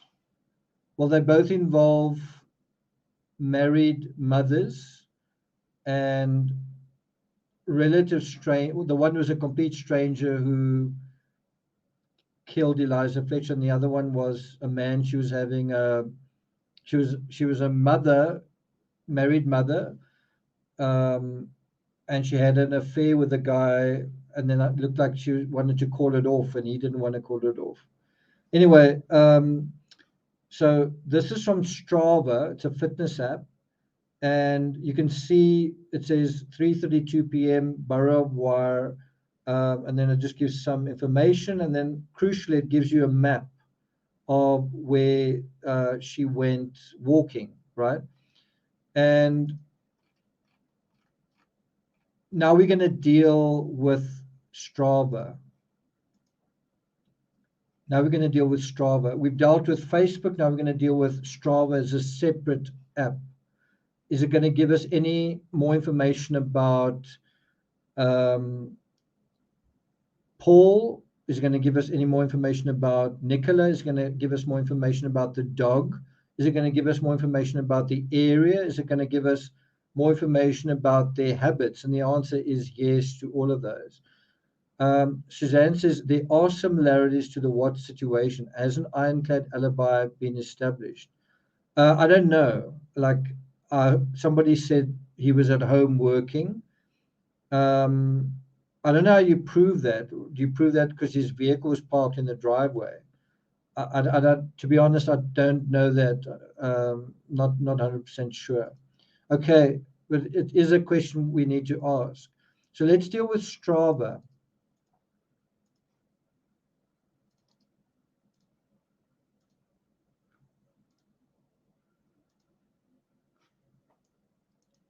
So we know in the Mo Wilson case, it's a case that took place in Austin, Texas.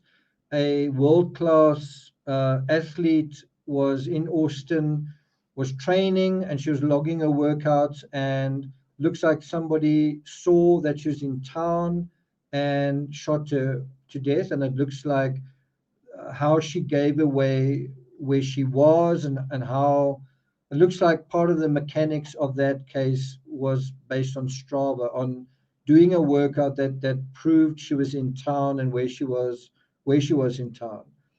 And so by putting up a post like this on Facebook, you're basically saying, hi, I'm on Strava, right? Facebook is public, and you may not be on Strava yourself, but it's a way of saying, this is exactly where I am, right? If you want to find me, well, here are maps showing exactly where I am, right? Okay. So Strava, if it's used willy-nilly, it can be a security risk, especially to women. That's the same of Instagram. That's the same with Facebook.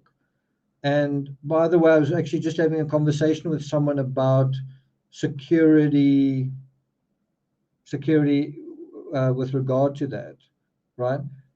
In terms of practical, I don't want to say too much about that, but I was having a conversation literally about certain things. So if you take photos of the front door of your home and the number plate of your car and your front door and things like that, and valuable things inside your home, like if there's a photo of a big flat screen TV or computer monitors or whatever, by being too transparent about your life, you might be cheerleading the red carpet to somebody who either wants your life in a sexual sense or wants some of your material possessions, and you're saying, this is where they are, and it's on that wall, and that's the lock on the door, etc., etc. And so Strava is part of that, where you're telling people when you do certain things and where you do certain things. So the only trouble with the Strava aspect is Nicola's Manhattan starts in early October, right? Starts in early October, and then it terminates in early November. So it only chronicles 1 month of workouts. So most of the workouts show Nicola walking exactly the same route through the park where the incident happened.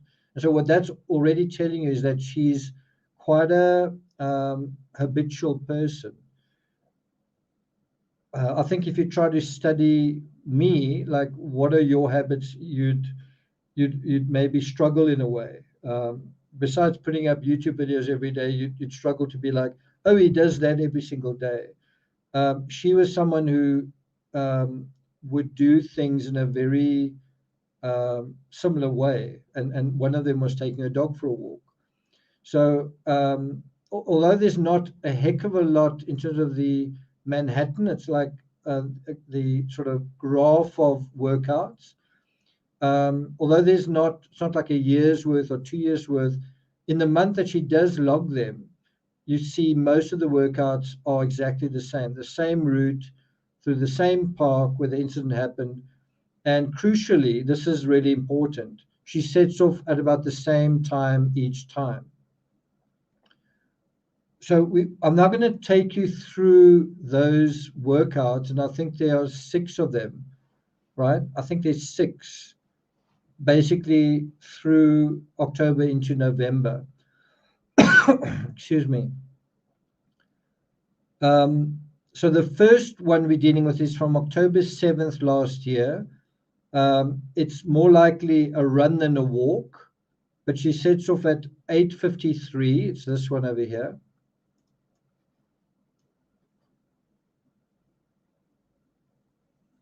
And she does a figure of 6 loop. You can see that over there. This is where the crime or the incident happened, in this sort of area. And so she does a figure of 6 loop in the St. Michael's of Wire Park area, in this sort of area by the river. And she does it in just under 40 minutes. That's also important. So what you want to look at here is the date, especially the time, 8:53. The location is the same exact route. See, she does that sort of figure of 6 route. And she's back home, and she's completed all of it within about 40 minutes. That's number 1. Then 4 days later, on October 11th, now what I want you to take note of is the time that she leaves and the time of the entire thing, and then the route, those 3 things basically. So here's the next one. Here's number 2. October 11, time 8:45 compared to 8:53, so before 9 o'clock. Same exact route, that same sort of number 6 route. Well, there's like a figure of 8.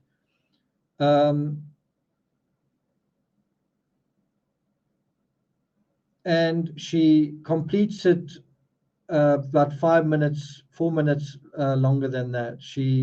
This was actually a run, this was actually a walk, and she goes into the exact same area, but she's gone for less than 45 minutes, right? That's the second one. Now we go to October 13, just 2 days later, exactly the same time of departure. Can you see that is 8:45 a.m.? This one is also 8:45 a.m. Same exact route. Same exact route. Well, it's the same route into the park. There's a little bit of deviation there. That one was 44 minutes. This one was also 44 minutes. 3.58 kilos. This was 3.88 kilos, but it's very, very similar. Same time, very similar time, very similar route. And this was just 2 days later. Same deal, 5 days later. She sets off before 9 a.m. Look at the time there, 8:45. This is just 7 minutes after that. October 18, 8:52, 32 minutes. This was likely a run. And again, through the same area. It's always the same area that she's going into. She comes from the south side and then does that sort of kind of horizontal figure of 6. It's always that same horizontal figure of 6. Same. Okay, so that was October 18. Once again, before 9 o'clock. Once again, she's home within 45 minutes, or she's completed the whole activity within 45 minutes. So now let's go on to a little bit of a gap here. We now go to November the 1st. And same exact route again. 3.47 kilometers, 37 minutes, once again under the 45-minute mark. She leaves slightly later here, but it's on 9 o'clock, but very close to the same time that she normally leaves.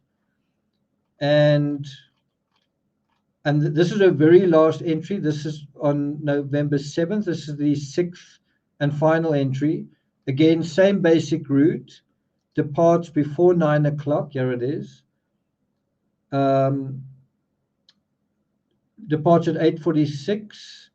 42 minutes, once again, under 45 minutes, the same basic route again.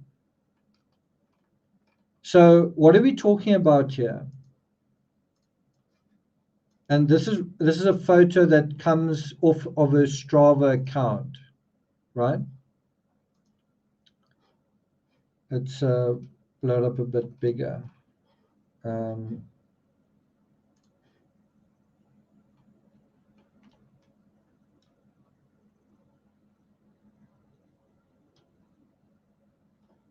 So obviously when she goes for these walks, Willow goes along. Willow is definitely along for the ride.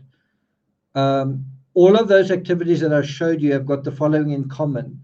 All of them happen on or before 9 o'clock in the morning. All of them occur at the same place in terms of the park, in terms of where she turns around and kind of comes back. All of them conclude within 45 minutes. I don't know this for a fact, but I would imagine all of them include the dog. The route is like clockwork. The timing is like clockwork. And what's more, Nicola also posted images of herself and Willow onto her Strava account. Not just one, but 60 images. So a lot of images to post. It's almost like an average of 2 a day. If you only were on Strava for about a month, 60 images is an average of 2 per day. And she wasn't on just for 2 days. So there's a heck of a lot of additional images on Strava. And what you see is the same thing repeated over and over again. Me, dog, ball, water. Me, dog, ball, water. Me, dog, ball, water. Right? There's another one. I think this is, so there's the dog, there's the ball, and this is October 2022. So much for that whole thing of she definitely wasn't there with the ball. Look, this photo is from October, and I think that is where the one river flows into the wire. I'm not 100% sure, but I think that's another river flowing into the wire. I think it carries on that way. This photo that you're seeing on screen right now is from October the 8th.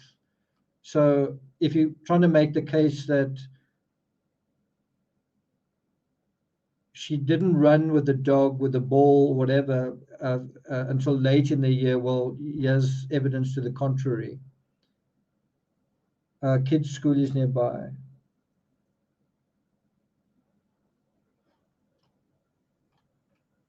Okay. So here is another picture of the sort of title image from her Strava.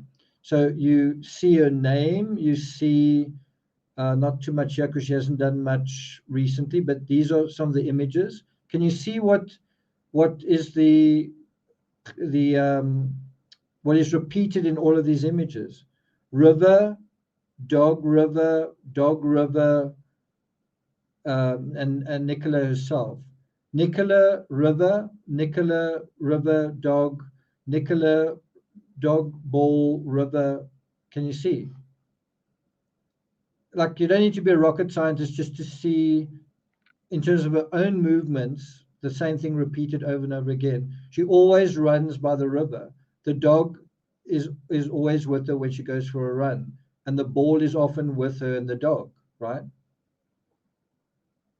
So where the wind blows says, by God, the ball might have something to do with it. Absolutely. The ball might very well have something to do with this. So there aren't many kudos. If you know Strava, then you know that you do a workout, and likes are called kudos. Well done for doing the workout or whatever. And there are not a lot of kudos on her profile. I think the most I've found, I could be wrong, I think the most kudos I've found on any one activity was 4. Here and there, 2, 1, or whatever, quite a few workouts where she didn't get any kudos whatsoever. But the kudos could indicate someone that was following her on Strava, someone new in her life or whatever. It could be a training partner, something like that.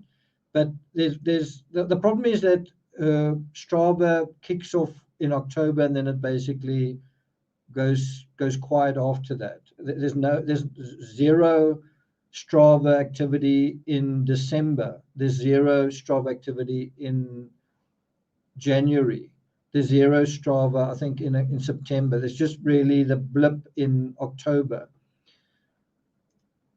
And what it does make you wonder, was something funny going on in October? Was something unusual going on in October?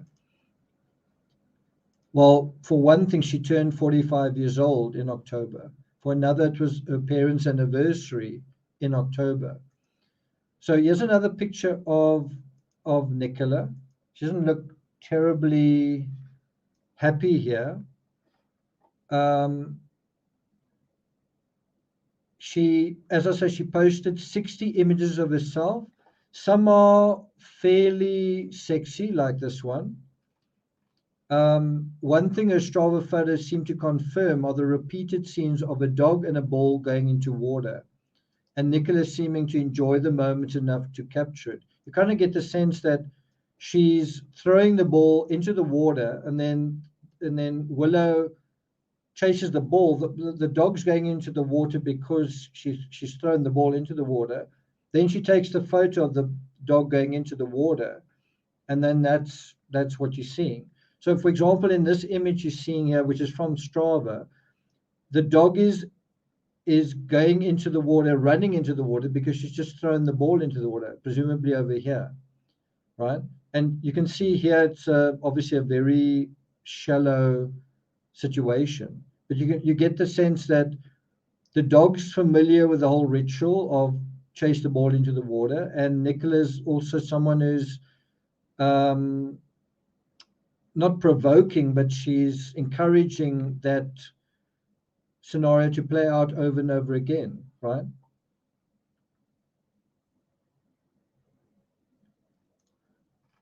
So yes, this is also from her Strava. Again, you see Nicola, ball, dog, water, right?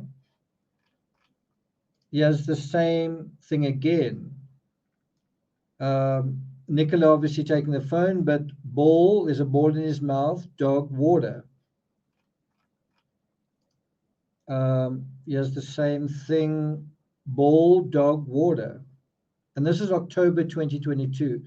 Yeah, you can see how the dog is completely wet and what he looks like when he's wet. He's got quite long hair.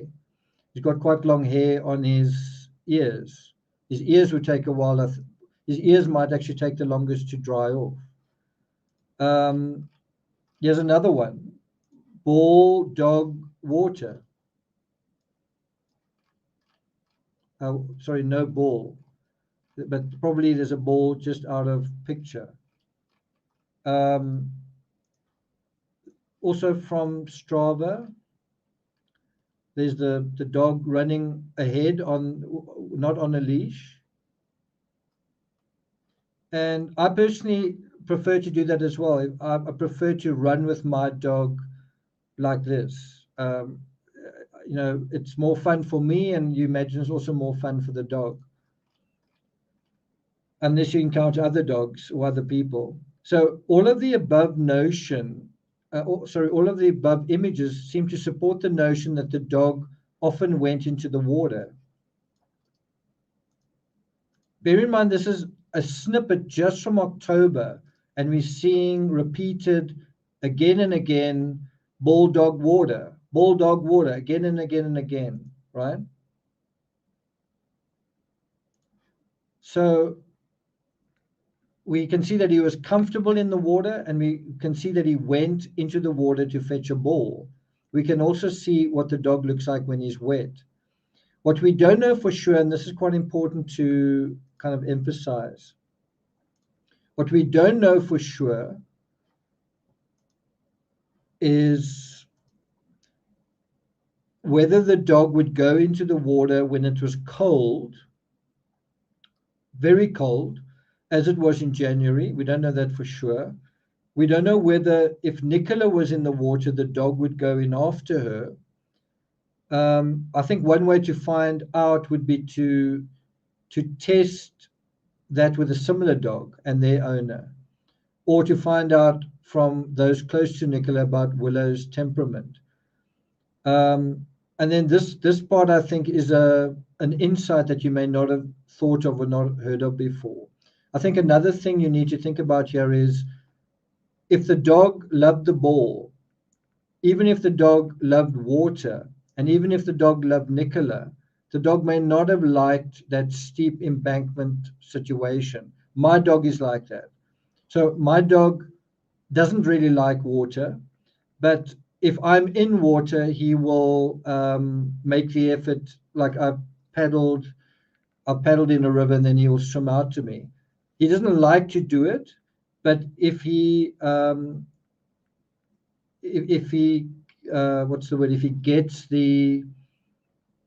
if he feels sufficiently, I don't want to say aroused, if he feels sufficiently called, then he will go into the water and paddle to me, right?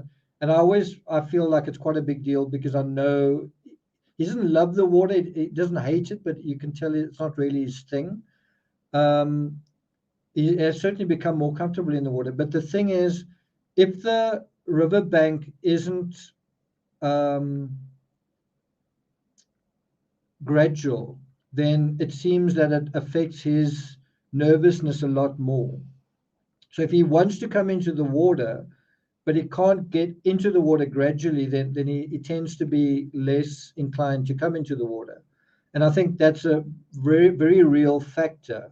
You must bear in mind a dog that falls into a swimming pool could theoretically drown if they can't get out, right? And because of the steep sides. So a dog, I think, is thinking, remember, a dog doesn't have hands. A dog is thinking, I can swim, I can go into the water, but can I get out? And so if it's a very steep slope, you kind of get the feeling he's not in his comfort zone.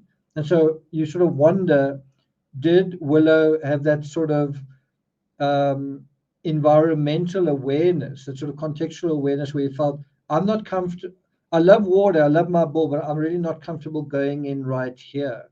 And that may be why, if Nicola went into the water, or also if Nicola threw the ball and the dog didn't go in the water, she had to go and retrieve that ball. You could have had that situation. In other words, the steepness is a factor that the dog is experiencing in a particularly keen way. And you can see from those photos that I showed you, even the divers going down there are sort of using ropes to let themselves down that particularly steep slope.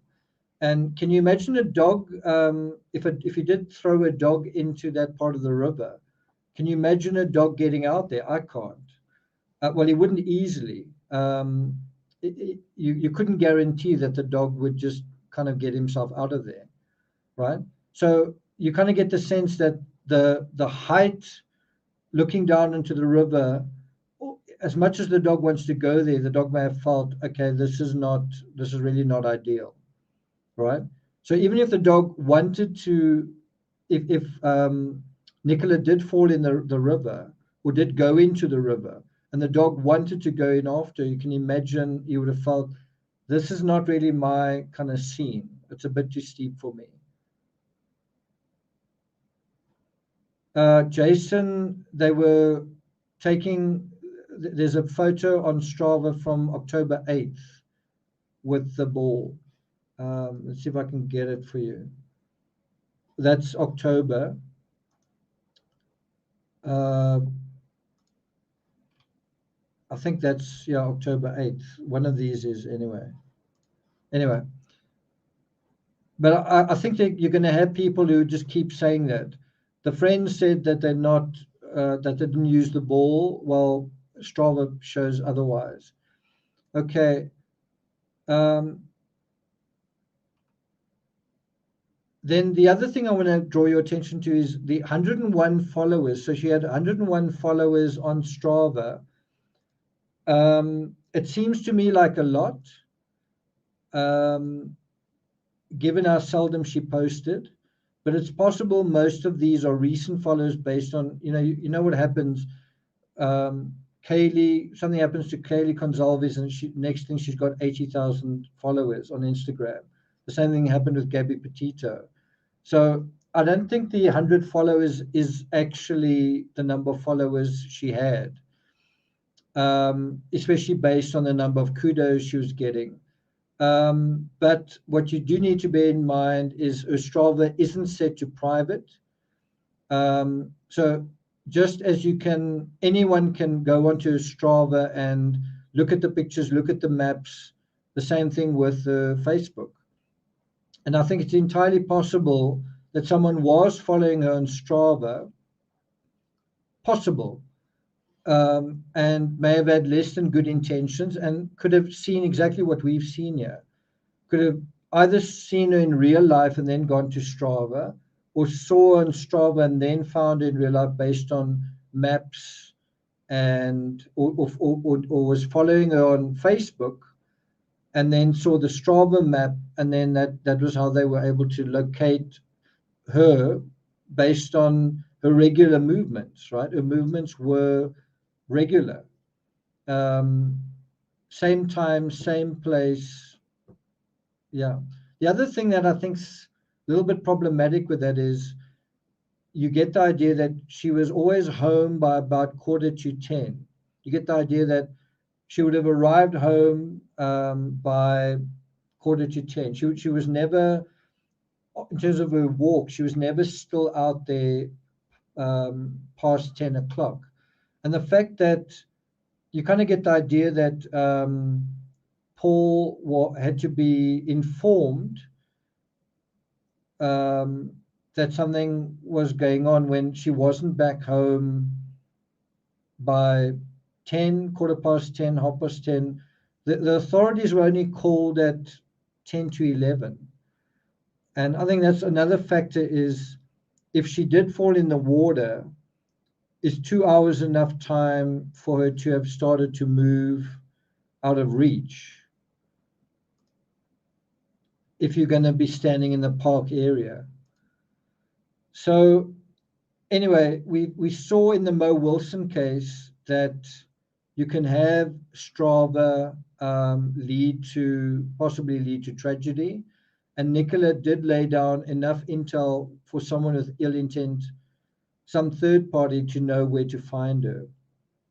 Also worth noting is this image of Paul. This is one of the few pictures of Paul on Strava. So Paul himself isn't on Strava. He's not following her on Strava, and he's not giving her kudos, even though they were together for 12 years. And there he sees the dog with a ball in the water. And this is October. So he also knows that that's happening.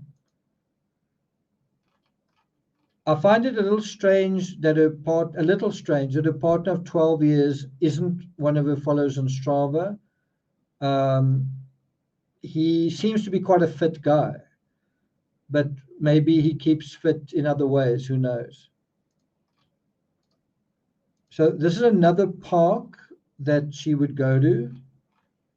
That's not the name of the park where this incident happened. But it's interesting that it's a wedding venue and she's taken a photo of it. Okay.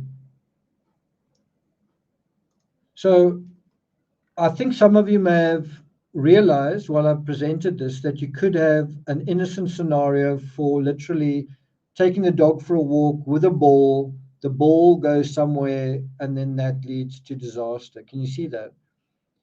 And that is why, because of the Strava, although there's the privacy aspect, I can't help just seeing so many images of Nicola anyway going to a river with a dog, with a ball. And isn't that exactly what happened? She went to the river again with a dog, with a ball, and didn't something happen? In other words, you can imagine that the police have seen the Strava information themselves and also thought, yeah, I think that is the most obvious possibility. And I agree that as time goes by, you've got to start thinking, I mean, you would imagine that she would be found unless she's being hidden. But is she being hidden by nature? Is she being hidden by some nefarious individual? So anyway, that brings us back to the possible foul play aspect. And so we've got to acknowledge that it is a vulnerable situation with a routine, possibly, and social media, and possibly her status as married, as not married, but in a serious relationship. So now we're going to deal with blind spots. So the authorities actually backtracked, similar to the Idaho case, where they first said this was a targeted attack, then they said it's not a targeted attack, then they said it was. You know, the authorities are human beings just like we are, and they also said, you know what, there's no way she left this park. And then later on they found out, well, there could be a way. And that way could be through these blind spots. And here you see them. I'm going to make this a full screen. And the main blind spot I want to highlight is this one here. It's the one that I mentioned right at the beginning. You've got this upside down Y-shaped road that extends far into this park. And there should be a CCTV camera here, and there just isn't. And so this is, you can see it over here, the CCTV camera which Nicola's friends believe may have been broken. And so this is a way someone may have driven all the way to the end here. And this is the exact spot where she was last seen.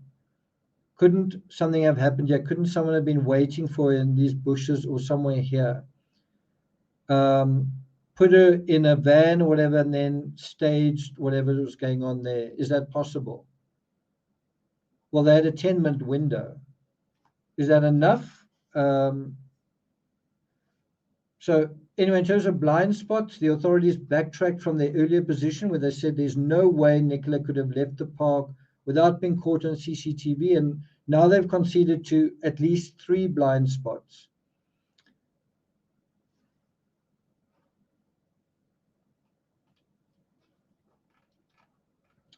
The other thing to bear in mind in a possible foul play scenario is, so there's the this is done a little bit better, but still not. I'm still not really very happy with it.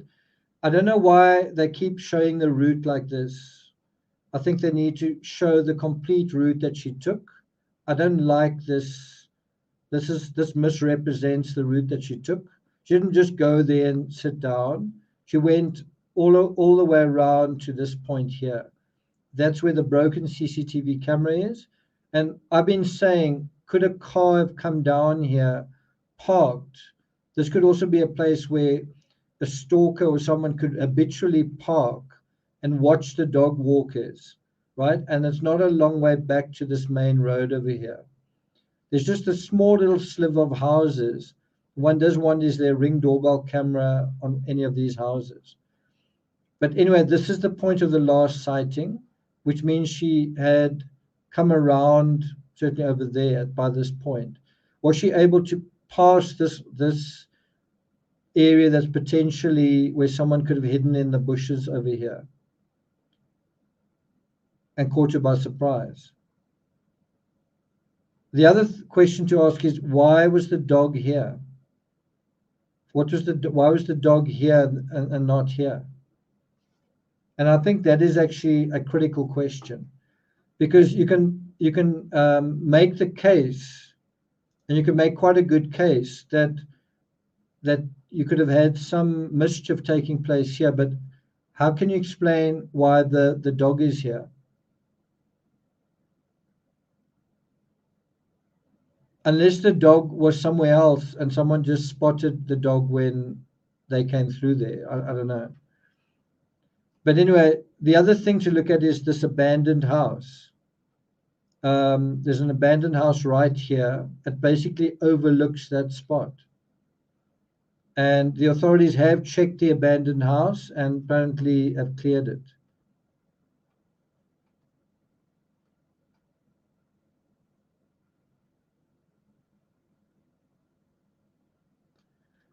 Can you see the white water over there? That gives you another indication that this river is not as slow flowing as it looks. You see the white water over there?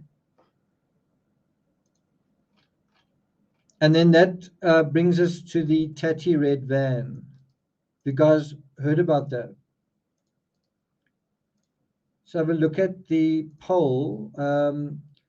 Did Nicola drift unseen through 14 miles of winding tidal river?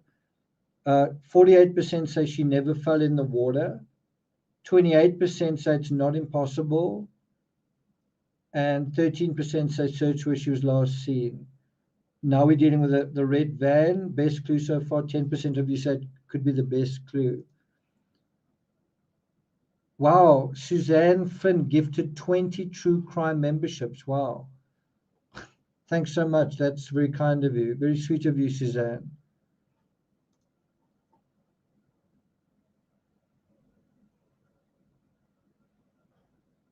There's a lot of privacy around the abandoned house. Okay. So now we're going to deal with this tatty red van. The most recent news is of a red vehicle, a van, that a key witness, a 55-year-old woman, said that she spotted parked outside a barn in Hall Lane. She described it as possibly a Renault van, and she said that she thought it was the sort of vehicle that you can live in. So this is the Eliza Fletcher intertextuality.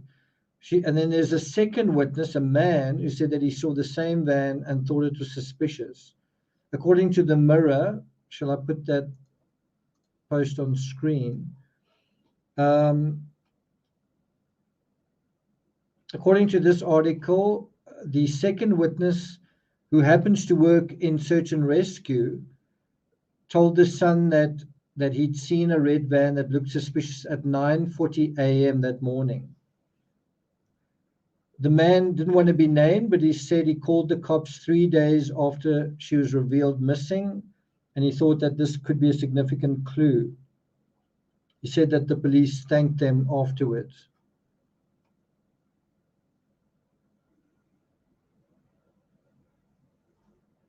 Now, I don't know about you, but I find it quite weird how the advertisement playing here involves dogs running in water. Can you see that? You kind of get the idea that Google is definitely listening. See that? Kind of spooky. So if Nicola didn't fall in the river, then a vehicle becomes the next natural, not suspect, but thing to think about, thing to consider. And they did the same thing in Moscow, Idaho, where I think what they need to do now is they need to recover all the CCTV they can find. Fortunately, it's a small town. St. Michael's on Tyre is a small town, so just go to all the gas stations, and there probably aren't very many, and try and get all the CCTV they can find and try and look for Nicola's vehicle and try and follow its movements, and then the red vehicle and see if you can find anything with that. And certainly do that while the search continues and see if it takes you anywhere.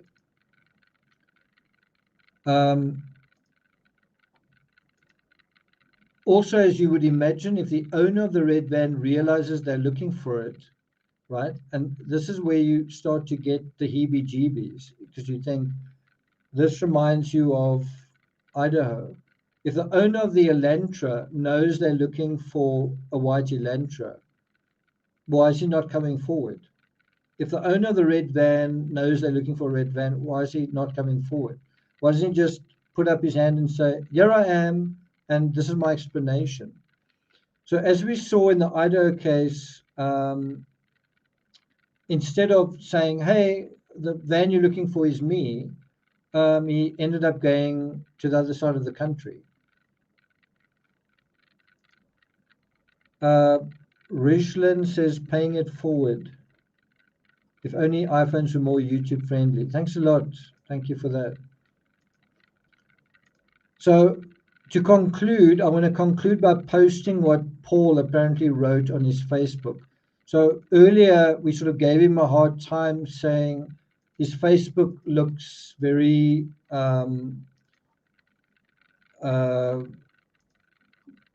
like he's not reaching out, but apparently he did post the following on Facebook. He said, 8 days without you. So this is something put up 6 days ago. 8 days without you, and it feels no more real now than it did on day one. The agony continues, but the hope is stronger than ever of finding you. There is no evidence yet to suggest any scenario over another, and all options must be kept wide open. We need her home. We will not entertain any other outcome. We need a happy ending to this nightmare.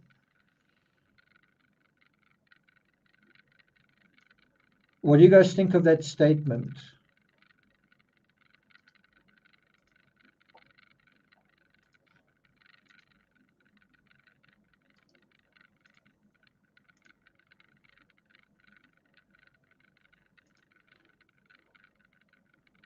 What do you guys think of that statement? So that's the first half.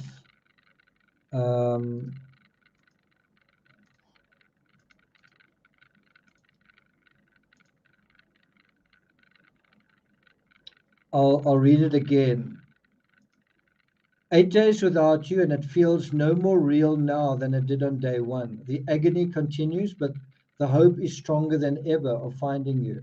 There is no evidence yet to suggest any scenario over another, and all options must be kept wide open. We need her home. We will not entertain any other outcome. We need a happy ending to this nightmare. And we do know that he's just said that he's 100% sure she didn't fall in the river. So a few days ago, he says, we must keep all options wide open. And now he's saying, not the river option. So I want to just talk quickly about this. Once again, he never says her name in that post. He never says he loves her. And this time he refers to the experience as a nightmare rather than a dream. Also, it's we need her home, not I need you home. On Nicola's, this is Nicola's business page.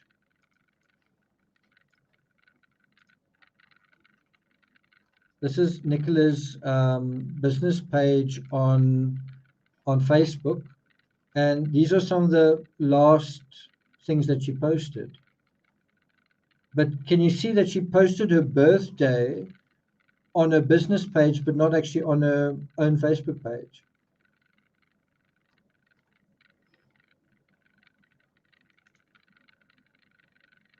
It was her birthday on 12 October, and so one wonders, was her birthday kind of a big deal?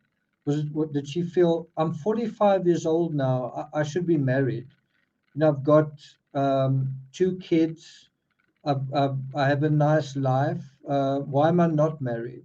My parents were married. I want that. And then she turns 45. It's, you know, in the same month that she has her 45th birthday, she and her parents have their 50th anniversary, and Sophia has her 6th birthday. You have all of these milestones in October. She also gets onto Strava in a big way. You kind of get the feeling that she felt like it was decision time. You kind of get the feeling that she was realizing these milestones were taking place and that she was kind of responding to them. Don't you?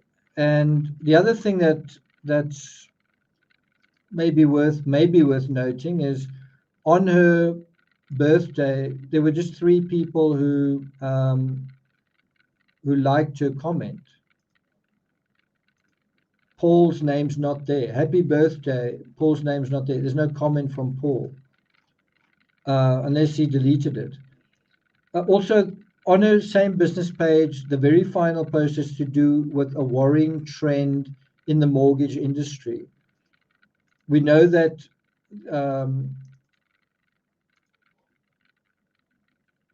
so that's from her birthday, and then that's the very last post she put up. And you can imagine that just in a work sense, there was reason to be quite stressed for Nikki. Things were unusual. She says here rates are starting to come down, but I think in October, November, they'd gone up. So I think that made October, November, December, and the first half of January particularly stressful. 2 months before this, so this is 18th of January, on the 17th of November, she acknowledged the financial concerns her clients might have been feeling in this post.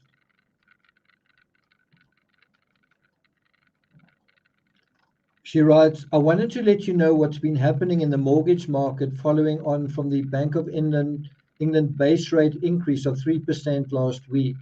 I would like to share some positive news that we have seen this week, rate reductions from many lenders. So fixed and discount rates have come down. The message I want to get out there is to speak to a broker. We are at the forefront of the mortgage market, and I can keep you up to date with news. Talk to you about your options.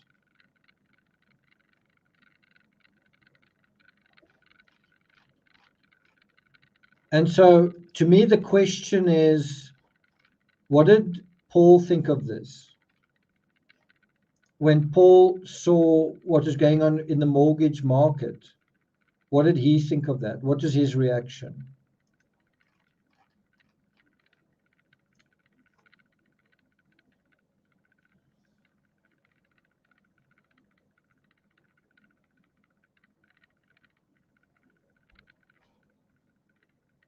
Around the World says, my husband isn't into Facebook, but he certainly wishes me a happy birthday.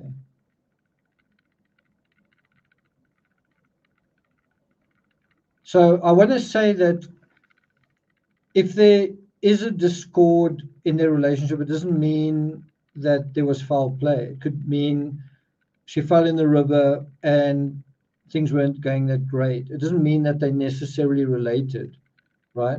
But you've also got to look at that aspect. You've also got to look at Nicola Bulley has been missing for 2 weeks in somewhat strange circumstances. And who were those people close to her? What were her movements? Included in who are those close to her is her dog. What did she normally do with her dog? What did she normally do? So let's do a quick poll. How many of you think she may have gone in after the ball and fallen in the water by accident and then something happened? If that's you, put a 1. And if you think there's some other explanation, foul play, whatever, put a 2. Let's see what you guys are saying.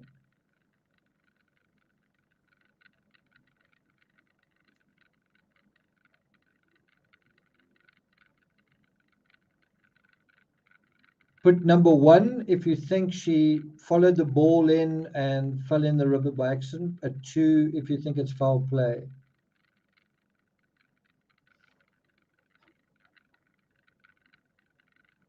Just a dab says, I think she didn't go back to the bench. Where's your purse or wallet? So Marlene has put up a 1. Gwen has put up a 1. Margaret Zabinski, good to see you. 2. Quite a few 2s. Run the World says, I just can't decide. Janet says 1. Jean says 1. Terry says 2. Lisa says 2.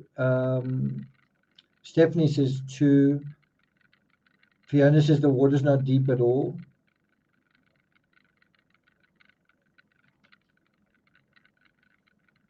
Jen says 2, 2, 2, 2. Most of you seem to be saying 2. Bria says 2. Brittany says, I can't decide. Silent Murmur says, I'm not sure. Most of you look like you are thinking foul play. Seba, look at what's the latest news.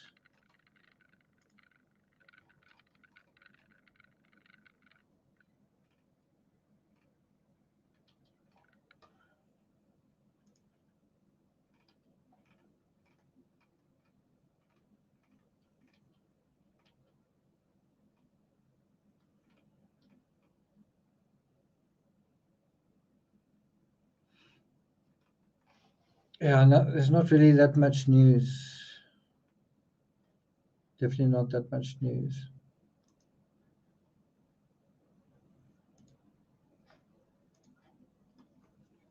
Molly says, I can't make up my mind about a partner. Bria says, I closed my eyes and thought for a minute if I had to choose one of 2 choices. Most of you say 2, looks that way.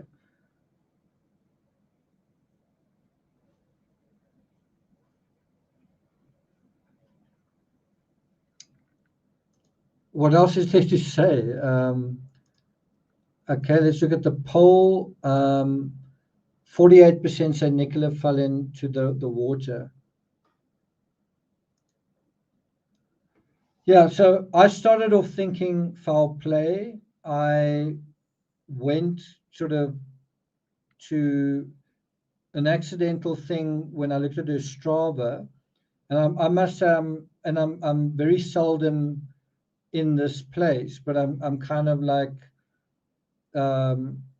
unwilling to go one way or the other because it is so hard to be clear. There's signs that her social media could have made her a target, but there are equally signs that she was around water and playing around water with her dog all the time as well. And for me, one of the biggest reasons why I think she could have fallen in the water is because the dog was right there. The dog was at the bench. The dog could have been anywhere. Why was the dog at the bench? That to me is significant. Also, for someone to plant evidence there means they would possibly be seen as doing that. You know, it's not like they can just do that and the cell phone is there. They would actually have to go there, which risks them being seen as well. It's an open space. The park is an open setting, so yeah, you know.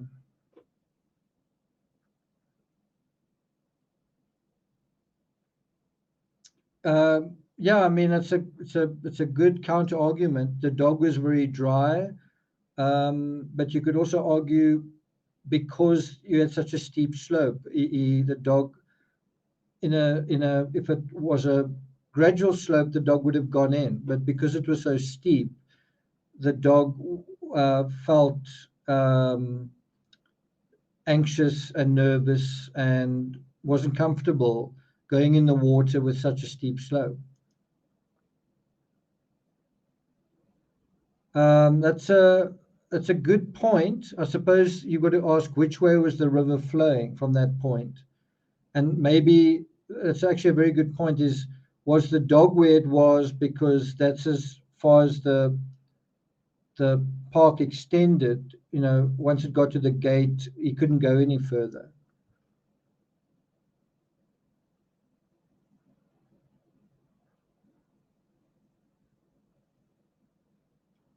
Lisa says, I think the dog would have walked along the shoreline, following her body downstream. Unless the dog couldn't go any further at that point, as I say, because there are fences.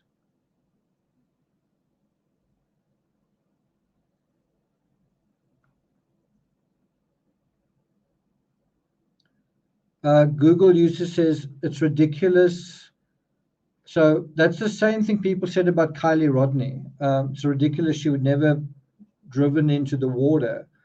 It's possible that she, on her way to going after the ball, she may have had a heart attack. She may have had a seizure. She may have, you know, if she did fall into the water and it was very, very cold, it is possible she could have hit her head and got a concussion. It is possible that she, in other words, it's not just somebody drowning in 3 foot of water. You could have had extenuating circumstances. I don't like that line of reasoning because you are imputing additional random events, and you know, then that's why it reaches the same level of probability then of foul play.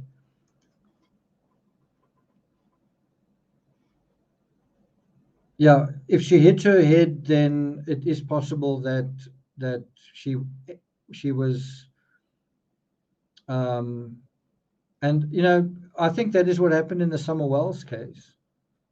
Exactly that. She fell, she slipped in the water, or she dived into a submerged log, and that then led to the events that followed.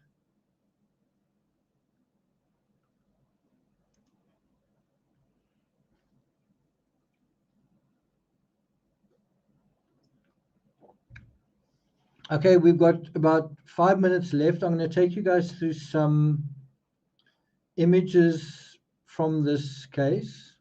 Just going to kind of run through them.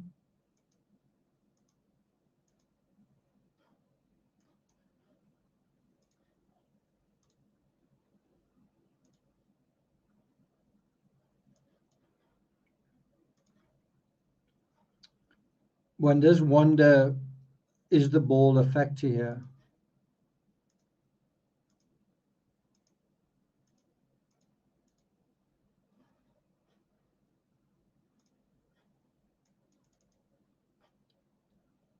We're just going to run through some of these images.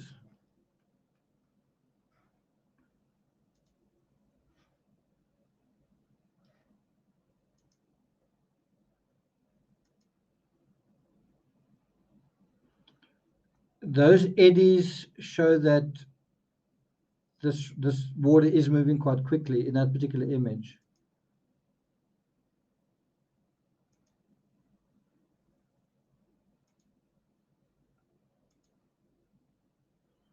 Is her attractiveness a factor here? Did somebody see her and, you know, wanted what he couldn't have, kind of thing? Is his attractiveness a factor here? Can you see in this picture, once again, there's the ball.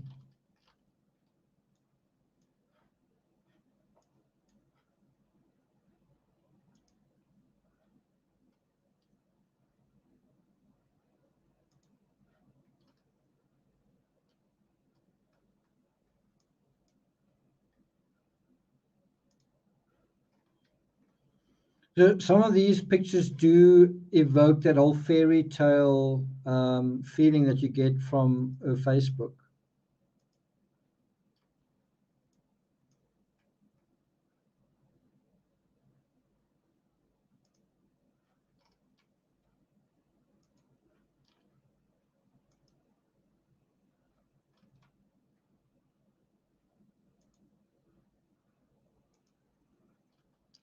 So here is Willow in the foreground, ducks in the background.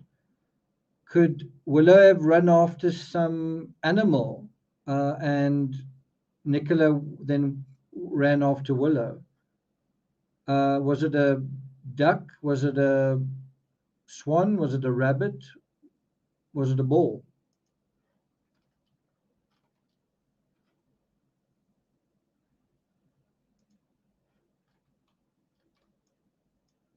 You can see if he was in the water, the ears would take the longest to dry out. You see that?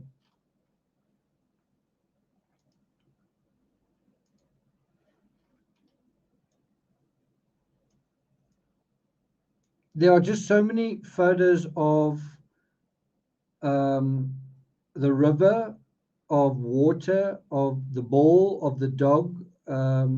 You see it over and over and over again. That's a photo taken right by the weir.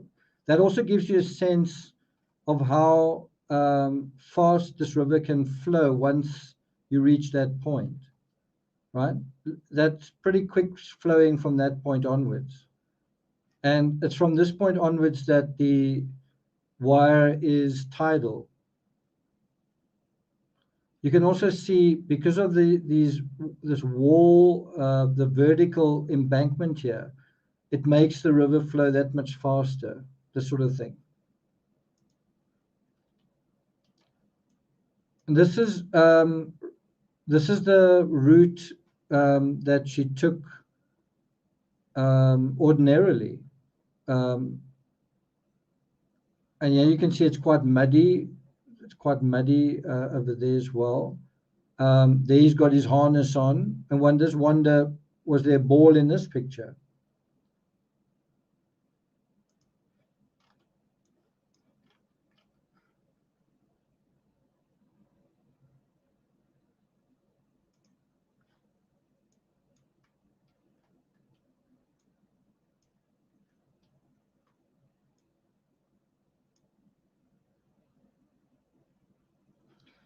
So I think another way to think about this is the time that she normally went for these walks. And I think she was seen, you know, if you look at the timeline, she was seen at 8:35 or whatever. And you look at that, she would normally be back by past. Had she mostly completed her walk by then? Was there even time to be on the bench? And should she even have been on a team's call? What was that planned? It's hard to say because we don't really have enough to go on. But it seems likely that she did. And that to me is another reason why I think foul play is less likely, is she's on a team's call. So she's working, and wouldn't she then put the phone down and do something? Right? Does that not make sense? It's not like the phone disappeared with her. You'd imagine a foul play scenario, the phone would disappear. You would imagine, yeah. You'd imagine if she was walking with a dog and throwing the ball, that she'd have the phone in her pocket. The fact that the phone is still there, doesn't that suggest that it is the way it looks?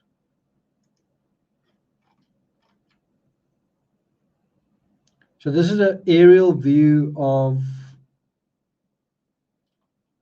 the bench. And this, from this view, you can get a sense of just how steep that the last section of the embankment is. Look how steep that last section is. That's quite steep, but that is near vertical. And so how is a dog going to feel running around here? What is a dog going to want to do? Is a dog want to, can you imagine a dog jumping into the water? On this side, maybe. That side, I don't know.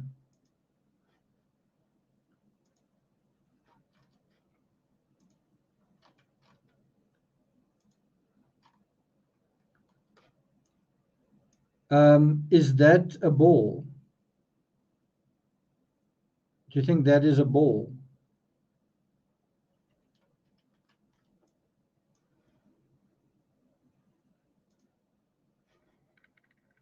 Is that a ball? There's the dog. There's the leash. Is that a ball?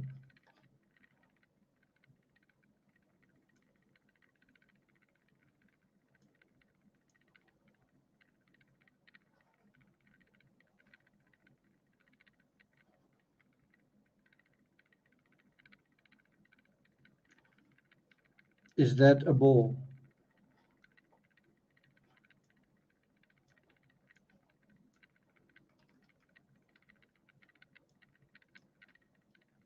So a question I would have is, if that ball is not in her car, then they should also be looking for the ball. They should be looking for the ball in the water as well. Have they found the ball?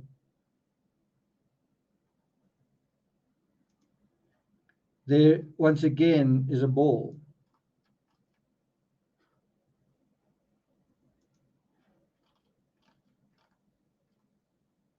So if you just imagine this situation, imagine this is Nicola and she's on her phone and the dog is next to her and maybe she has the dog in her pocket or in her hand or whatever, and the dog wants to play, but she's got to be on a call. And the dog, and you know how dogs can be, they can be insistent. And the dog nudges her and tries to get the ball, and the ball drops, and the ball rolls down into the water. Do you think Nicola would just leave it? Do you think Nicola would just let the ball leave it, or do you think she would try to retrieve it? Okay, that's interesting. Three balls found in a nearby field. Yeah, I don't know if that, I think you would want to look in the actual walking field and in the river. That's where you, of course, you could have, I know the field where I walk, there are often discarded, chewed up balls.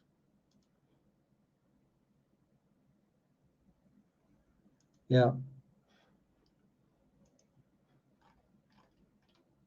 Once again, you can see how steep the sides of the river are, and over there near vertical.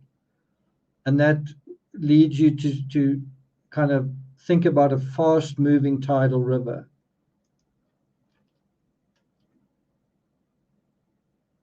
This is one of the final photos of her. Is she carrying a ball here? Does she have a ball with her?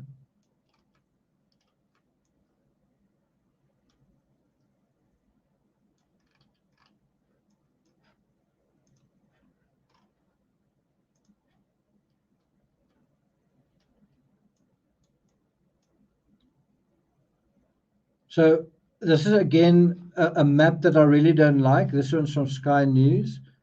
That's where the bench is. And she walked all the way around here and around there and around there. And then I think there was a witness who saw her here. And presumably she then continued this way and I would imagine, either cut across that way or came down that way and that way.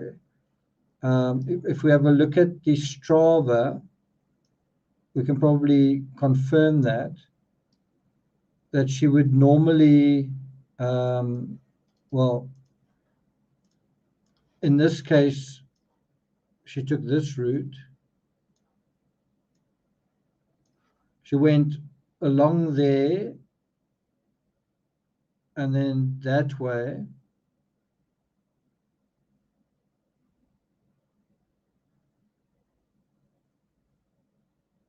Or along there and then that way. It's hard to say. But didn't seem to take that route over here, but instead went away from the river like that, or around there, around that side. And then you've got this one, where she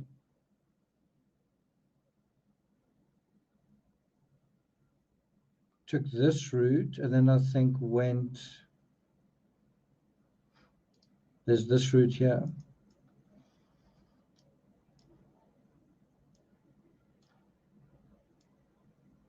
But can you see how this map is totally misleading? And there are quite a few that are like that. I find it really annoying. I really find it annoying. Do you have any more images? No, it's just the same one.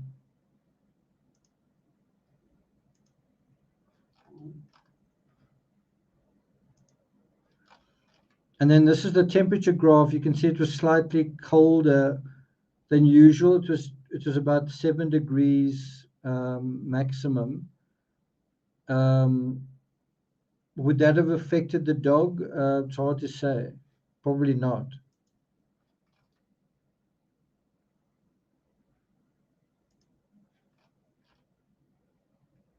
So I don't know. To me, it's kind of maybe overly reductionist. But are we dealing with that situation? Were they truly a happy couple? Was there a third party in terms of their relationship? Or was it just as simple as this, that she went with her dog and there was a ball, ...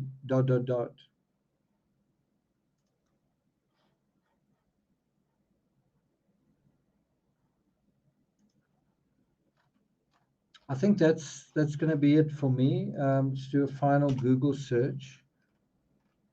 No news. Okay. No new news. Okay.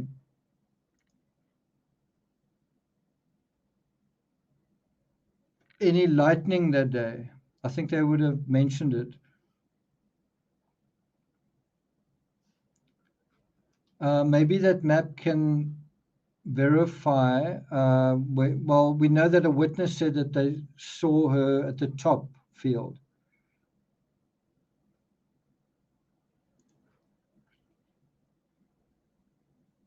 Old picture, okay. It is hard to say with so few breadcrumbs, definitely is.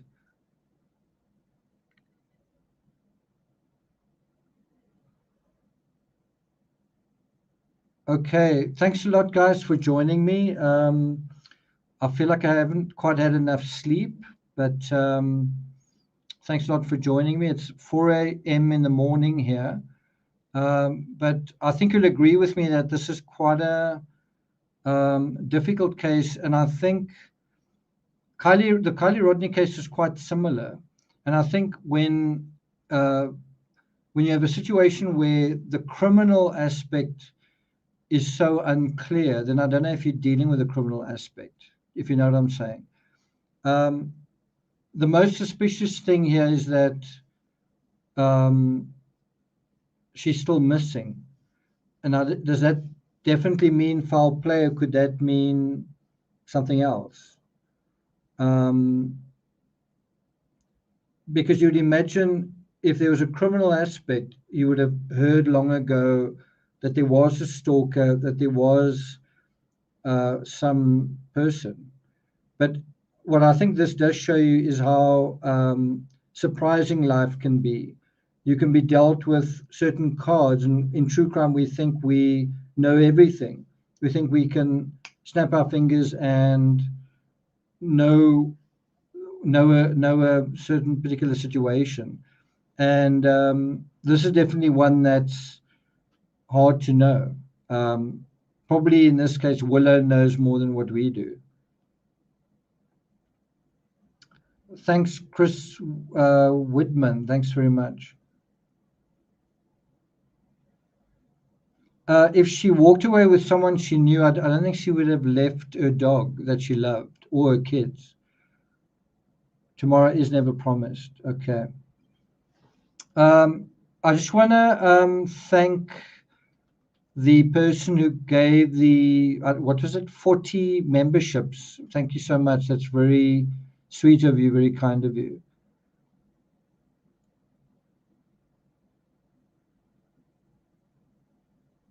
Dover and Dolly says, it's funny how we go from nobody searching in water at all to now water is going to be the go-to explanation.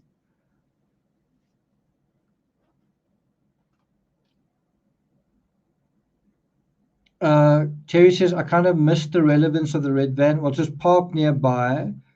Just parked by a barn. It looked lived in. It was there at the right time, 9:40. That's about it. 2 people saw it. Iceland says this was reported an hour ago. Police have discounted foul play and are treating the incident as a missing person inquiry, believing that Ms. Bulley has fallen into the water. That, yeah, an hour ago.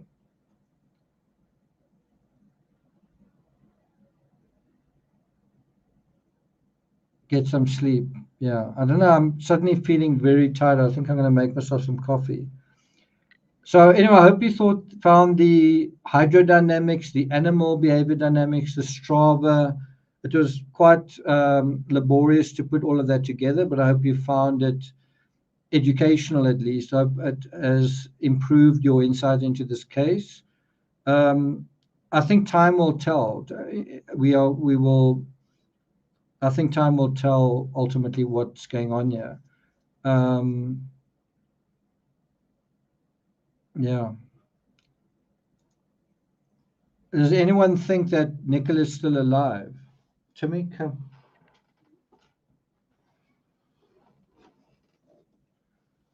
Okay, so Timmy's also here just to say goodbye. Timmy's also got his own behavior. Timmy's not a water-loving dog, but he's become a lot more. He's become a lot more comfortable in water. He used to be really scared of water, but he's a lot better now than he was.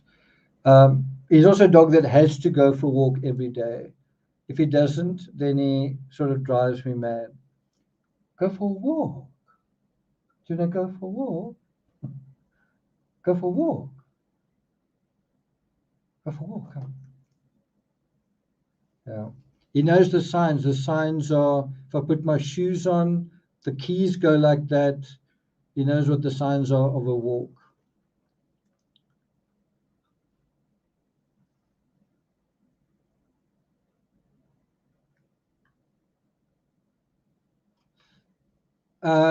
Gayla, thanks very much. So I just want to thank the mods, the members, all the new subscribers, and thanks very much for the super chats. Take care, guys. I'm not sure if I'm forgetting anything. Just something that's come out in the murder trial. The housekeeper from the Moselle properties been speaking about that it looked like someone had taken a shower and that she never found the shoes that he was wearing in the tree planting evidence, tree planting photo. She never found those shoes, and she never found, I believe, the shirt, but looks like she did find the trousers, so that's quite interesting. So yeah, definitely worth looking at that. I'm going to be putting up a video, short video on this case. The number one clue we all missed. What do you think that is? It's not the tennis ball. So think about that. but it might be important.